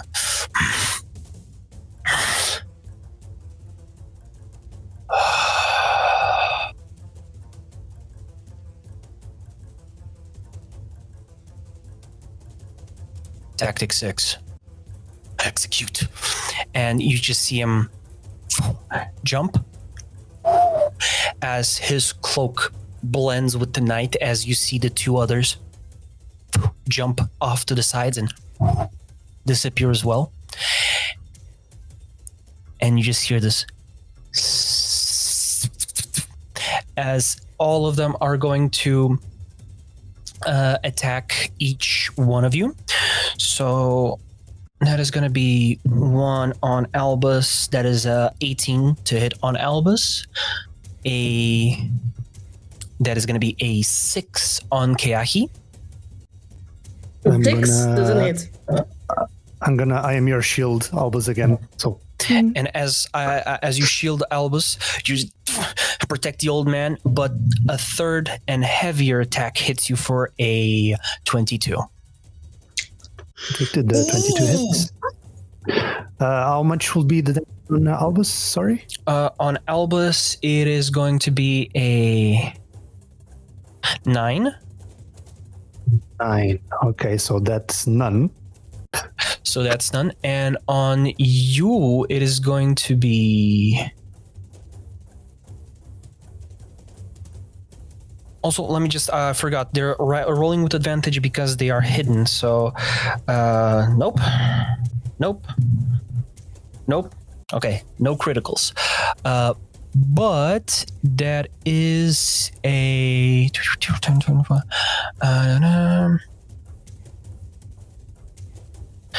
That is 12 direct damage towards you, Lorenthus, from the attack meant towards you. Is under the minor damage threshold, and with the unstoppable, I take no damage. But hold on, because it's direct. So let me double check what it... Oh, it's direct. Okay. I don't know what that does, but... Armor slots can't be used to reduce. I'm not reducing with an armor slot, it's with a class feature. Oh shit, it's something. Okay, no, because like you, I know because of the unstoppable, but you said something else about reducing twice, no? Or did I misheard it? No. It reduces with the unstoppable. It's already on the minor threshold, but with the unstoppable, it just reduces. Then that's probably I heard the threshold twice, and I thought you were armor slotting and then unstoppable, or vice versa.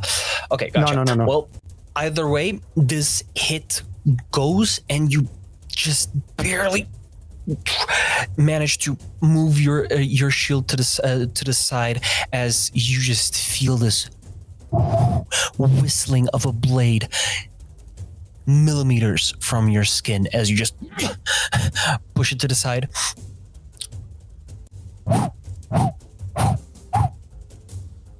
don't you just stay down? This is not your business. Why don't you come down here and make me stay the fuck down? These poor souls, they don't know the difference between staying out and staying down. And I just use Godemon. So I just, after I say that, I just slam my shield 2 times and just get ready for next attack. So I need to make a presence roll. Yeah, goading. You have to presence roll that shit, and that's a third. No, that's not a third. Critical with 2 9s. 2 9s. Okay, so you definitely succeed. So on a success, the target is going to mark a stress. All right. So add a hope, clear stress. And are you targeting anyone in specific? Specifically the one that's getting a little bit more pissed off than the other ones. All right, so probably the big honcho. Crying, yeah. But he needs to target me with an attack next time when you spotlight him, and they do it with disadvantage. Also, when I crit, I clear a stress, right, and gain a hope. Yes. Good shit. Standard.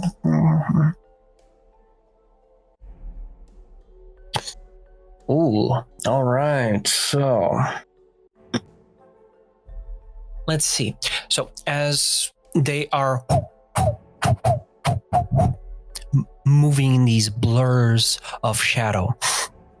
You just hear one of them kind of, and I thought we were not going to have any fun today. And you just hear them prepare something else. Since you guys haven't failed a roll yet and haven't rolled with fear, if you want to do something, you can. Again, remember, it's like a roleplay scenario, but you're trying to kill each other. I can try. Sure. I have a question. How close are they?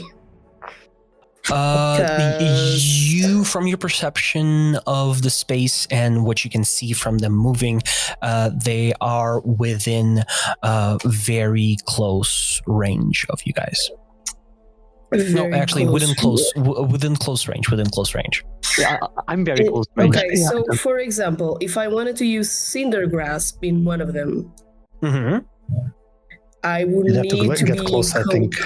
Need to get close, actively get close. I also Okay. need to get close so I can bonk them. So Then I will actively try and get close Okay. because I want to use Cinder Grasp. And by the way, important. Yes. Because of Sorcerer, I have a feature which is Channel Raw Power. Once per long Yes. rest, you can place a domain card on the vault, and you can choose either Gain a Hope or Enhance a spell that deals damage. I will choose to enhance a spell. All right. So I believe you have to drop a card into your vault. I already did. Okay. Which one did you It's, did you the drop? Rain Just of- for The Rain of Blades. Rain of Blades? Lovely. Okay. It's the one that fits less Keahi, so it's Yeah. easy Okay. not Gotcha. to just discard. So make a spellcast roll. Yes. I forgot something. What's up? Mas tu estás a- Once per are you long rest, coaching when me you or critically something? succeed on attack. No, it's on an attack. Never mind. It was not an attack. It was a present roll. Okay. Never mind. What else? Once No Rain of worries. Blades. Apparently, she's being very talkative today. Like, make no, a it's in the spell- meta. It's in the meta. You gotta use it. You didn't see the tier list It's that I cost sent you. effective. It's Cost fucking- effective. It's fucking busted.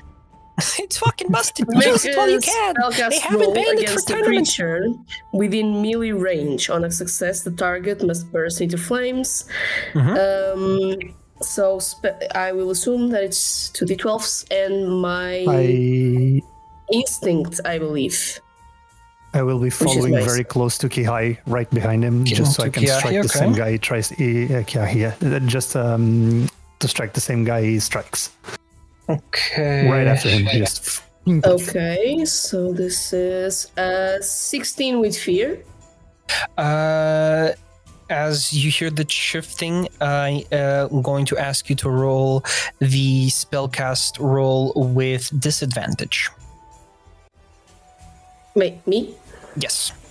So I re-roll this, or I just roll or a... you just added. You just roll a d6 and subtract. come on, please roll bad. What did you roll? So for a 10.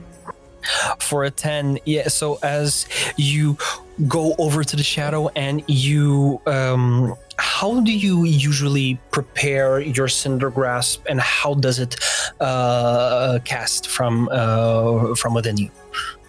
I rush in the direction of the shadow. As I rush, I just slap my hands together, rub them a little bit just to create the fire, and I try to create almost like a small fireball in the palm of my hand, that when I'm close enough, it just bursts and tries to involve him.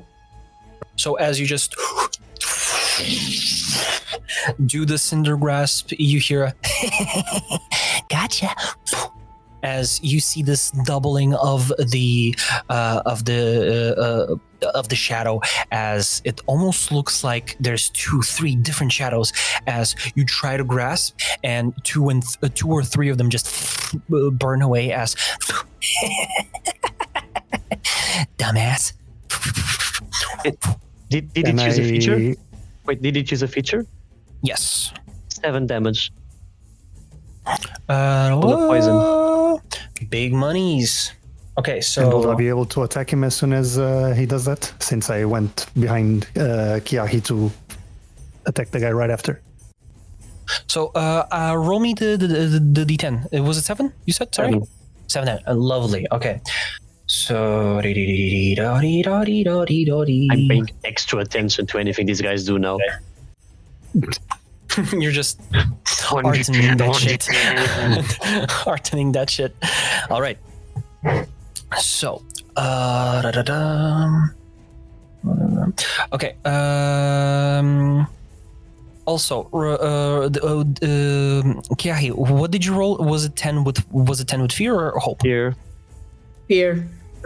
Fear. Okay, so that is going to put the spotlight on them, and I am going to R.I.P. I mean, I think it makes sense because, like, if I fail, it would be kind of weird if you were like right behind him. Even if Yeah, it's just like that you did with fear, and fear changes the spotlight. Yeah. So he, so as he calls you a dumbass, you just hear from behind as you hear Agent Cage is going, A little gift. as you hear, as a cloud of a blast of just smoke just flashes out, comes out like rushing from the small pellet that was thrown at the base of your feet, and 2 damage on that guy. he takes the 2 damage, but you guys are dizzied. So you have disadvantage on your next attack roll, and they are going to clear your condition. You poison? Yeah. Okay, but he does take that 2 damage still, because He does take the 2 damage, but they took the smoke curtain as you hear from the periphery, as you just hear a Good thing I have some backups. as you hear a bone cracking. Can I? Nope. We still have the third one that is going to attack you because you goaded him, my buddy. So he is going to mark a stress to just go on and try to get. Let's see.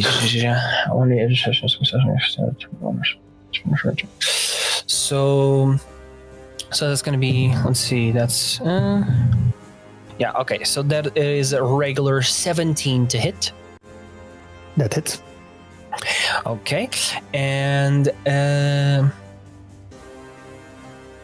that is, he's going to spend a fear to add a reaction to as he's going for a hit on you, Lorenthus. You just see this flash as you see the white mask up close as he appears from the shadow, and you see this crack from the shadow that has been kind of patched over with silver as it glints with the fire, and you just see him go for a stab downwards, and suddenly you like stop it as he disappears. And you look down and you see a small dagger embedded underneath your plate armor, as with his reaction, any damage that he does automatically deals severe as he spends that fear. So you mark off 3 hit points, which with the thing would go to 2.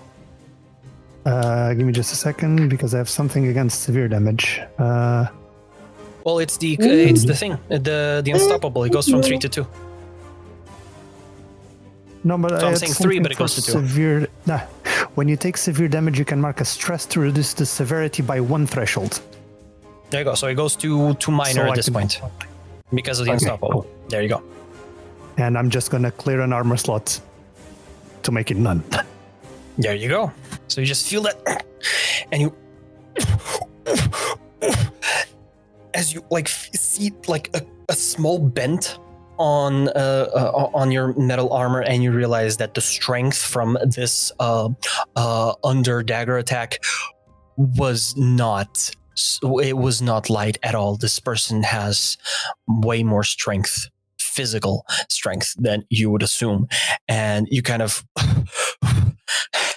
take a couple breaths, and it's almost like after getting shot through with a Kevlar vest, you kind of like have to take a couple breaths, as you're not shot, but you definitely have a bruise from a stabbing wound that isn't there.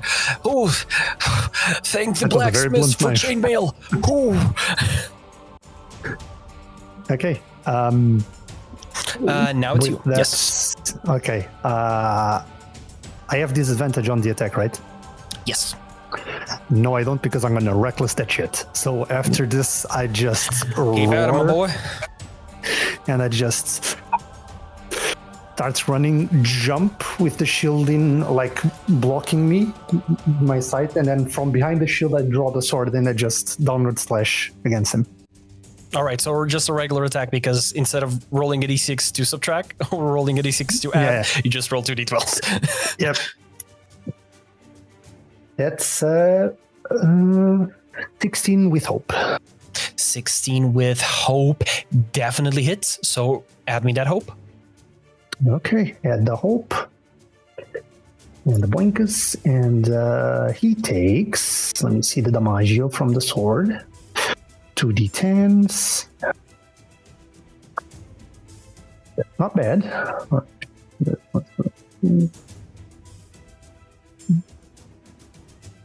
The 20s, and I also know that Unstoppable gives me something, so 21. And I had a damage equal to my strength because of the reckless. No, not reckless, because of the body basher. Although I think it already is adding that. Let me just check. Strength plus 2. In the I meantime, think it's already, yeah, 21 damage. 21 damage. All right, so he is going to mark off that major damage. And Albus, Keahi, anything you guys want to do? I want to can try go Cinder first. Grasp again. Cindergrass, go ahead. I want to try it again. Disadvantage, right? Yes.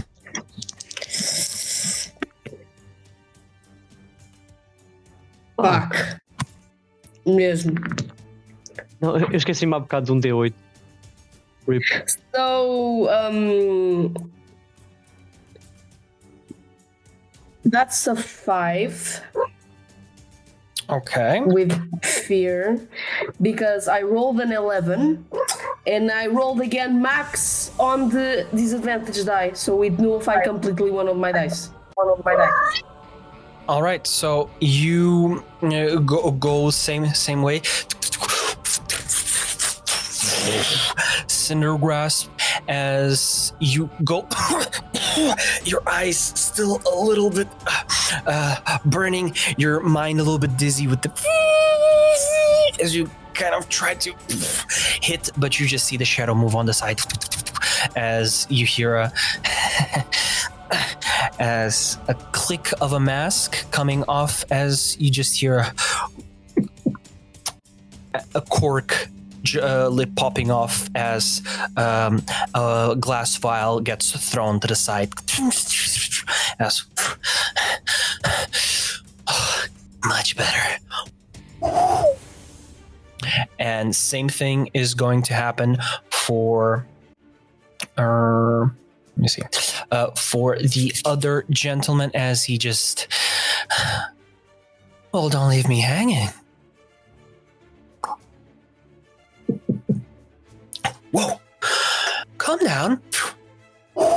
As you see Draknash going for a swipe, constantly trying to hit Kay because he's annoying him for some specific reason. And you see him, I will. Looks at the blade as the eyes grow little, as they glow slightly red, as he just teach you a lesson. As the eyes go from a red to a slight green and fade, as he just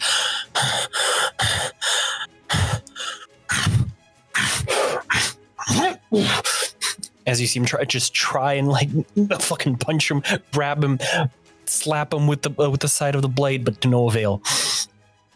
And that going back to our main honcho here, he is going to 100%. So let me just add another fear there. That is going to attack Lorenthus again. So we love consistency. So that was 2 24s in a row. So that is still a 24. 24. So he is going to spend a fear again and induce automatically severe damage to you. So still applying the same things. Goes down to automatically because of the of unstoppable automatically goes to from severe to major. And Major, I'm gonna use the thingy from the thing I used before to get back up. So I mark 1 stress and it becomes minor, and I use an armor slot because I have armor slots for days. Let's fucking go. There you go. So don't forget to keep negate. marking. So don't forget to keep marking your stress and everything else, just because resources are resources. Mm-hmm. And that's going to be his action as you just hear. What's wrong? Think carefully. You have no stake in this. Don't be fools. Go. I'm done spilling blood that isn't supposed to be spilled. Oh, now that you fucked around and find out you're trying to run with the tail between your legs, is that right?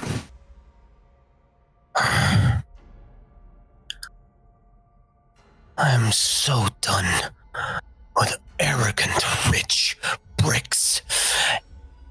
Takes out a small dagger. You see a glass capsule in the hilt as he is going to spend 2 fear. Or I am going to spend 2 fear. As you just see him. They never learn. As you see a black liquid just from the glass capsule on the hilt go inside from him as he just as you hear K and F just go, oh, it appears you're angered, Agent O. Well, there goes our fun.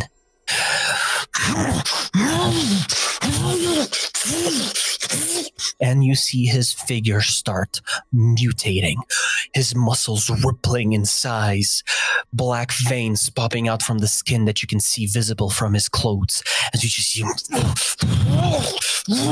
the mask, suddenly too small for his head, cracks again, until it just slams and it just shatters away, the pieces slamming on the ground as you hear this doubling layered scream just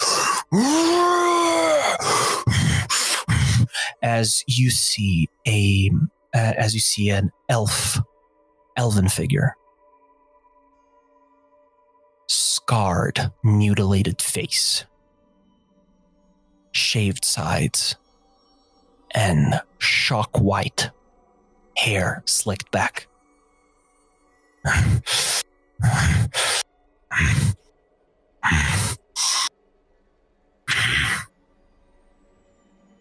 It's my turn. In my head, Lorenthus just goes, I think that was the wrong move. Yeah, no shit, buddy. As you see him just jump up towards you, go with a double fist slam on you. That is a 17 to hit. 17 to hit does it. And he is going to spend another fear to make it severe. And because this is not physical damage, this is direct damage, you can't use an armor slot for it. So I believe the most you can reduce it to is minor. So even with all the armor and everything else, the adrenaline pumping through your veins, oh shit. You gotta stumble back. That whiplash, that vibration just starts rippling through your bones, and you just see him.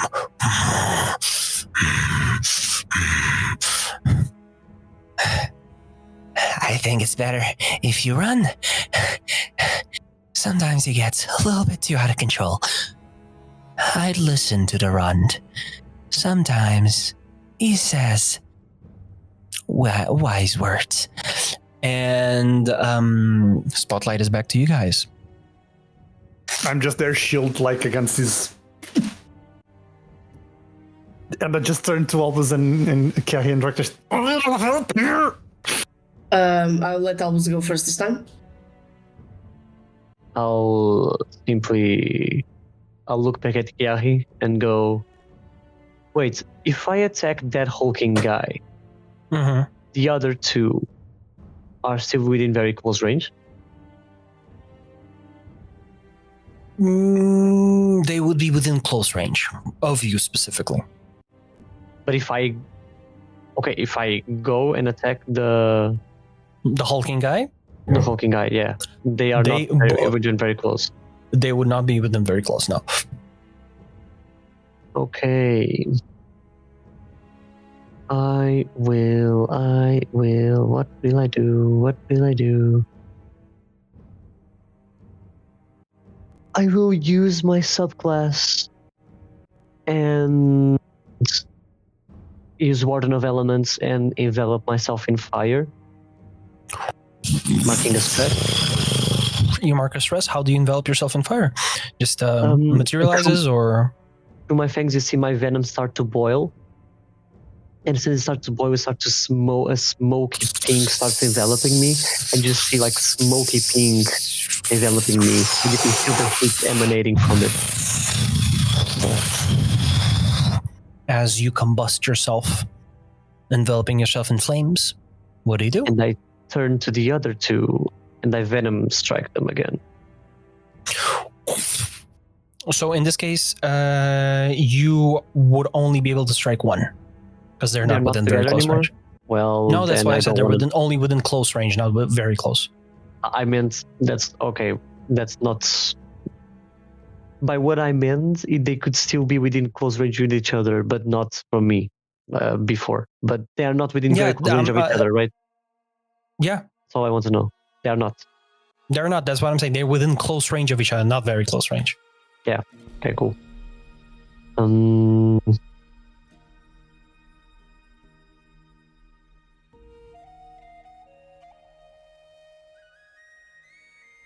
Then I will mark a stress to hop onto another beast form. Okay. And as you're like hopping from another beast form, you just hear Kay kind of go like, "Oh, well, no, don't go. Ah, I like the spicy serpent. Kind of reminded me of a tale I heard as a child. Keep at it." I will, as he says that, I will use still in the snake form. I'll go, "Step closer," and there's all of a sudden the snake gains limbs, and I turn into a hulking bear, and I go, "Step closer, let me teach you how quickly fire dies without air." And I go into bear form. Flaming bear. Yes. God damn. And in my flaming bear form, This I heat is will- unbearable. yes, I will swap at that one guy and just All right, smack him in the face. go ahead. So that is. That is 17 with hope. 17 with No, actually, hope. That, 18 with hope because I used 3 hope to go into this beast form, okay, it's just and it ends up. you go for the hit. Yes, absolutely. Yes, and he takes. What the heck is it?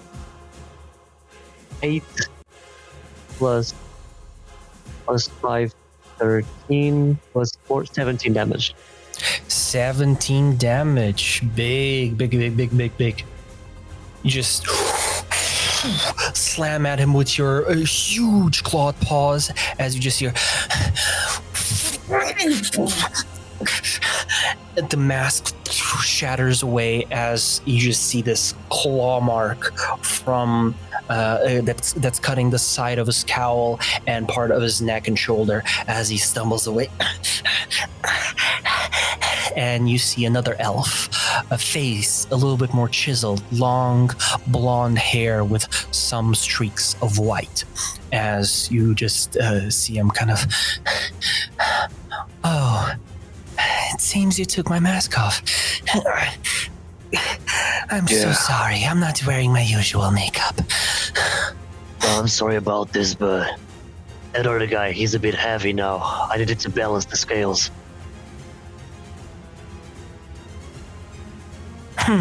Charming and quippy.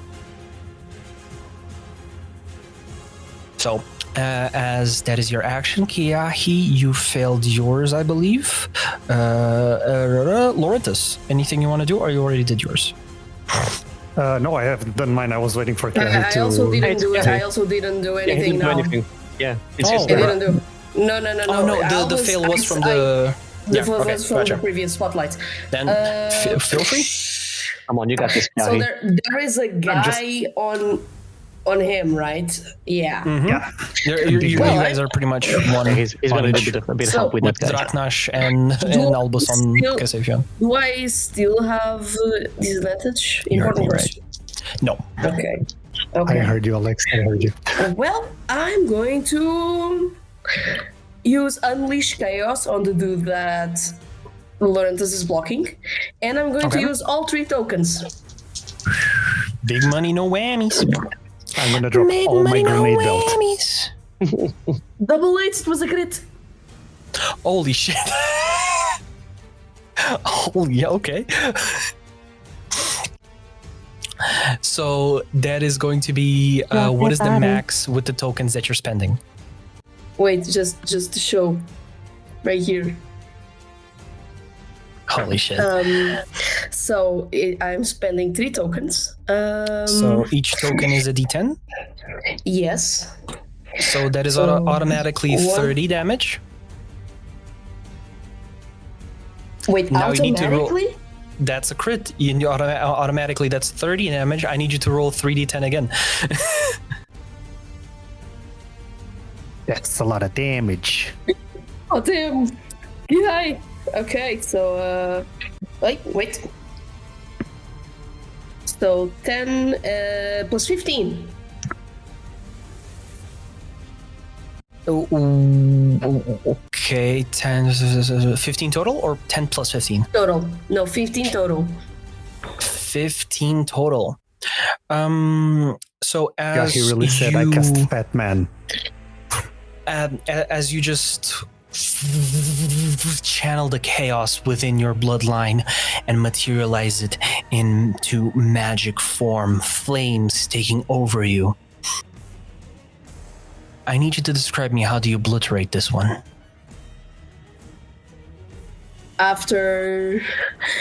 After failing the 2 cinder grasps, I fall on the floor, clearing my vision, getting more and more frustrated, and then I just glance at Lorenthus. seeing him struggle against that guy. Yeah, I just feel like my eyes will start glowing in bright orange.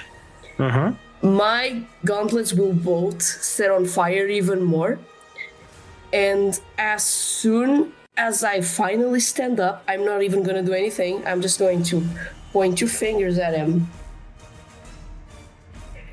Get away! And just send everything from my other end goes into the end that I was using to point. Fucking Roy Mustang this bitch. Basically. As that just channels almost like whenever you throw a line with a fishing rod far away from you, and the light just goes as it keeps rolling, the thread of chaos and potential just as everything slams into it, you see the magic, almost like hits of invisible energy hitting this kind of translucent blue jelly around his body, as you see his body bend and create dents inside that aren't supposed to be created on a humanoid body, as you see him just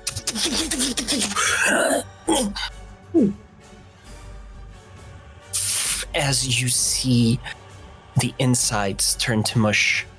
An arm just slides from within and slops on the ground as he's disassembled into pieces and just falls.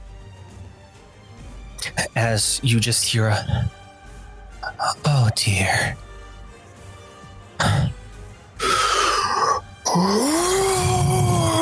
As the figure of Agent O rages. Don't forget, you add a hope and clear a stress because you critted. I'm fine. Full hope. And I haven't got stress yet. It was so Okay, full lovely. of hope he critted. So full of hope he critted. Dude. And Dude.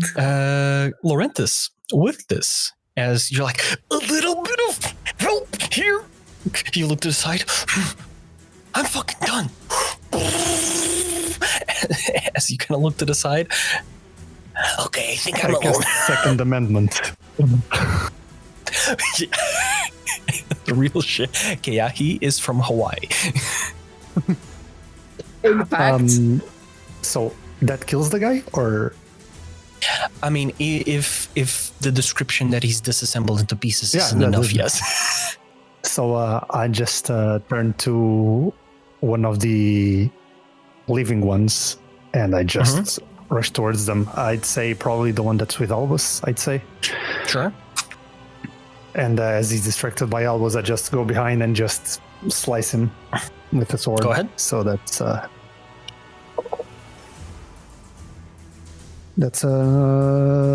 17. 17? No, 17 plus something. 17, 19. 19. Okay, 19 does definitely hit. Okay.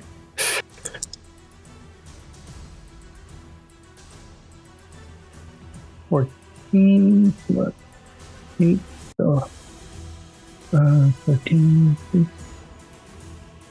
22 damage with the sword as I just catch him behind and slice across his back. You just hear the "Oh dear," as the mutated one screams in agony and rage. You just, well, Where the fuck do you think you're going?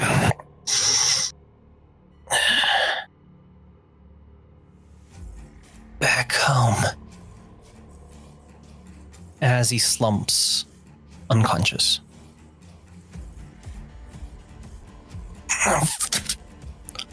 Flops on the ground. Blood.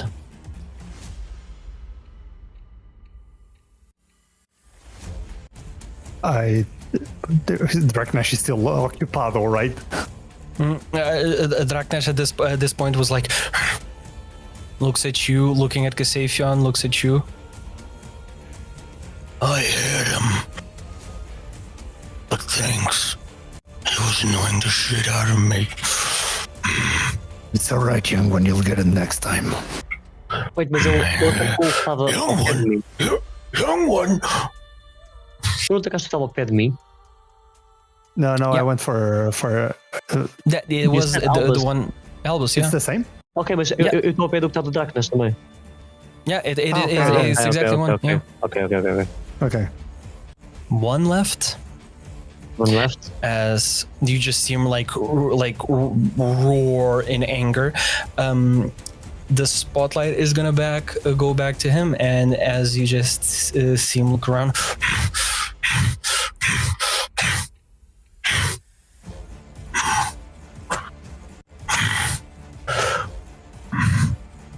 Rats. All of you.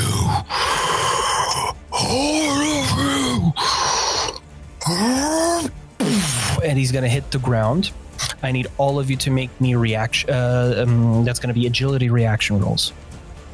So roll me 2d12s, add your agility. You don't gain a hope, you don't generate a fear. Agility, right? That's Yes. a 9. That's a 13. That's a 9. No, actually, that's a 14. 9, buddy. So Wait. as he Wait, slams the ground, there is this split second of like, what do you think? As there's this wave of force that just shakes the ground as you fall to the ground with this slam of energy hitting you. You guys take what is going to. He's actually going to use he's actually going to mark a fear. And bump that damage to severe. So, On all of us? So mine just gets major, and so then that is minor. going to be that is going to be that is physical damage. So this one is direct damage, not physical. Sorry, the other one is physical. I was reading. Yeah. Okay. Wait, can you repeat, please? So you take 3 automatically severe damage, so 3 hit points of, because it's direct damage, you can't use your armor to lessen it. Okay. Mm-hmm. However, Lorenthus still has the unshakable. No, what that's the Yeah, it's unstoppable, and I have Unstoppable. the numerical stress for to use the get back up. So I basically just get stumble, and I just put my shield in front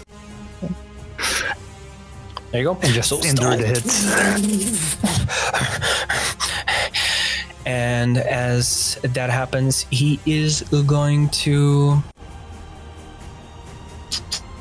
use a reaction.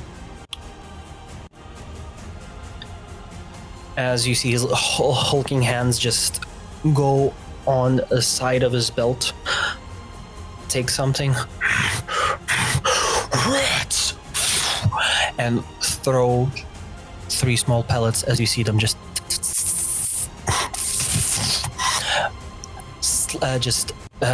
blast smoke and flash this blinding light as you guys are dizzied again. And as you're like, what is...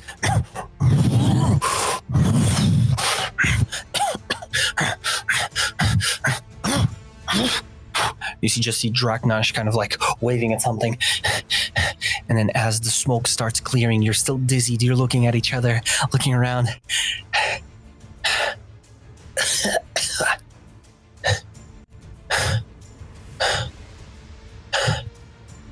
A crater left with 2 indents of footprints.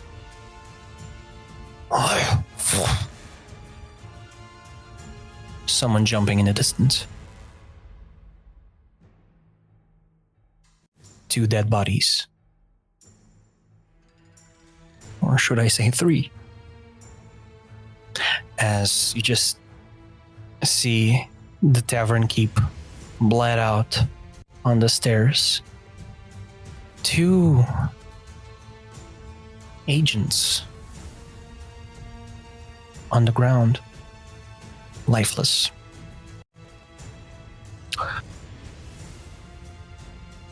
And you just hear Draknash say,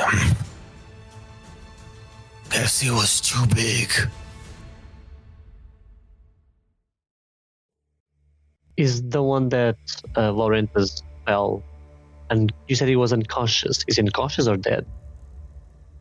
by unconscious, I mean he's bleeding out. He's Bleeding out. Full but step. real fast before he dies.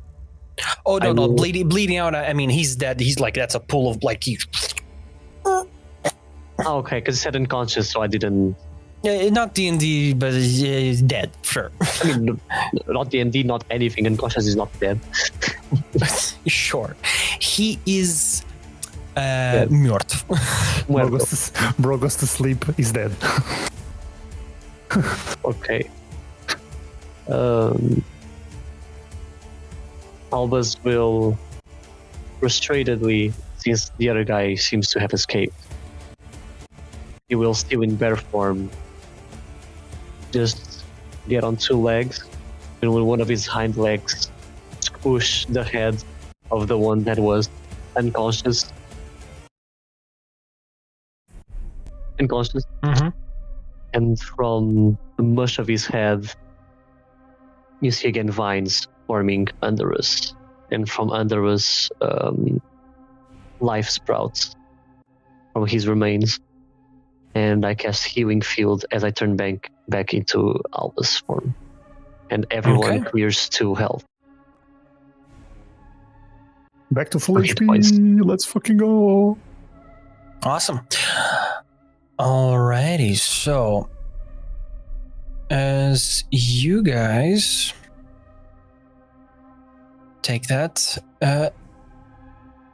awesome regeneration energy seeping into your bodies, you just hear Draknash just Anyone know how to drive? I come back to myself. Just, what do you mean drive? Well, I said I guess he was too big. Too big for what? lifts his blade arm. That. And you see over yonder, peeking over a wall of ruins, you see glowing blue energy as the rim of a small sailboat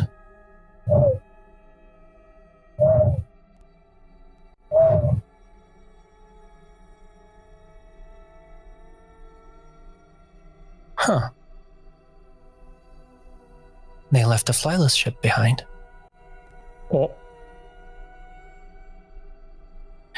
With this, before we guys end the session, feel free to roll your instinct for the surroundings, just so you can have something to end the session on a 18 nice goblin mode of How leading. much? Leader. It was instinct, right? Instinct, Alex? yes. So 18 would help, yes. And this is gonna be 22 with hope. this is gonna be to Awesome. track him or something. No. This is for the looting of the bodies. Or well, Actually, sorry. I said instinct, but it's not. It's knowledge. Then it's 17. Yeah, the 21 would help. 21 with hope. 21 on hope. 17 on hope. So, Keahi, you find something that is quite helpful. as you don off of his disassembled body a rune tan floating armor that has a shifting feature. When you are targeted for an attack, you can mark an armor slot to give the attack roll against you disadvantage. Oh, that's sick. Is that for me? For That's sick. For me? All We'll right. change clothes tomorrow. Albus, you find the same thing on the one that was in front of you. So another rune 10 floating armor for you as well. And additionally, I need you to roll me 3d12s. Me? Yes. Also, Alexey, I'm going to ask you to please write everything down and send. Absolutely. Am I supposed to sum all of these d12s, like sum together? Yes. It's 8. 8 total? Yeah. You rolled shit. Damn. Okay. Yep. Was not expecting. Okay. Oh, keep losing them. There they are. 8. I'll give that rune 10 armor to Draknash, by the way. All right.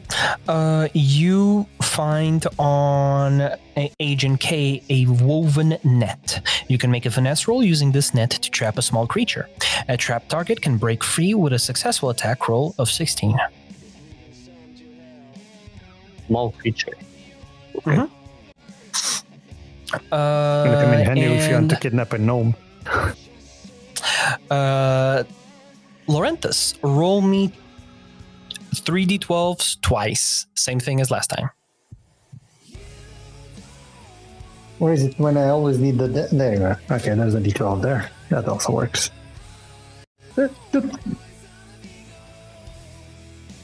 Oh, so 18, 23 on the first one. 23 on the first one.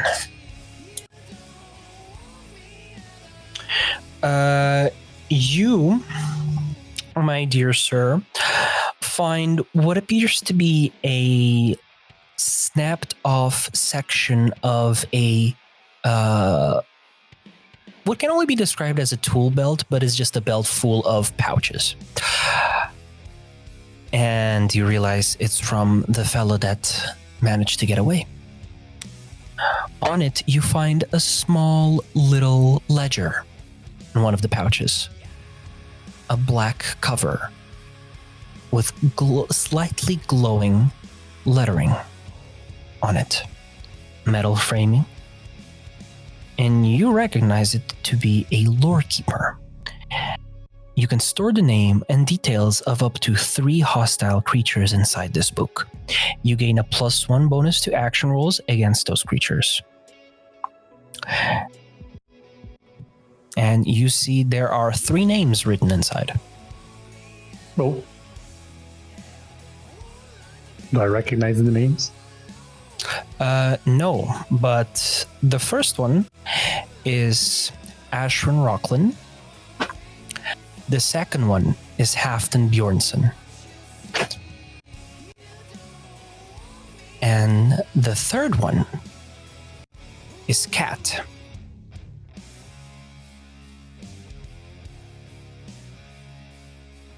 K-E-T-T. I don't suppose any of you recognize these names, do you? Do I, with my elder wisdom or with my networker experiences? With your networker, you do recognize the Rockland name.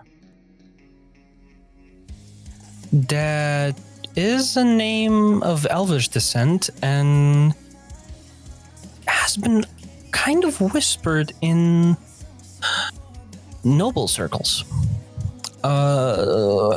You don't really recognize Ket, but you kind of recognize the Halfdan one to be of northern descent.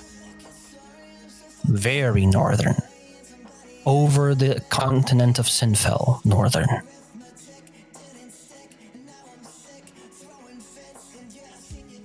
And for your second roll, Lorenthus? Sure. Oh, that's 9, 20, 27. 27. Okay, so on the one that Albus searched for, something from your understanding of equipment that is a little more on the technical side does give you a little bit of a hand up or a foot up in this investigation, as Albus looks at a piece of equipment that he can't really understand what it is, but also doesn't discern it to be that important. But you do recognize it to be as an unfoldable glider. So while falling, you can mark a stress to deploy this small parachute and glide safely to the ground. That would have like be very useful at the start of this campaign. Very much so. All right. Okay. And with this, as you guys finish looting the bodies and looking around, start heading towards the small flyless ship. As we pick up our adventurer's journey next week. With that, thank you also so much for watching today's session. It was very fun. Sorry for dragging it a little bit longer. It's a rare occasion, but there was a need for it. If you wish to watch our sessions, however, you can find them on YouTube if you can't stay up this late, obviously, every day. Or you can listen to them on Spotify whenever you're going to work, whenever you're working, studying, whatever it is. Don't forget to join us on Instagram, TikTok, and Blue Sky to keep up with some of our best moments. And not only will I see you guys this Thursday, Curse of Strahd. I will see Curse of Curse of Strahd. Strahd. We will see you Level 5. next week as well. 5. Level 5, yeah! Fucking barbarian! Yeah! Yeah! We will see you guys next week. See you soon. See you Thursday. Bye-bye, Bye, guys. See ya. See you.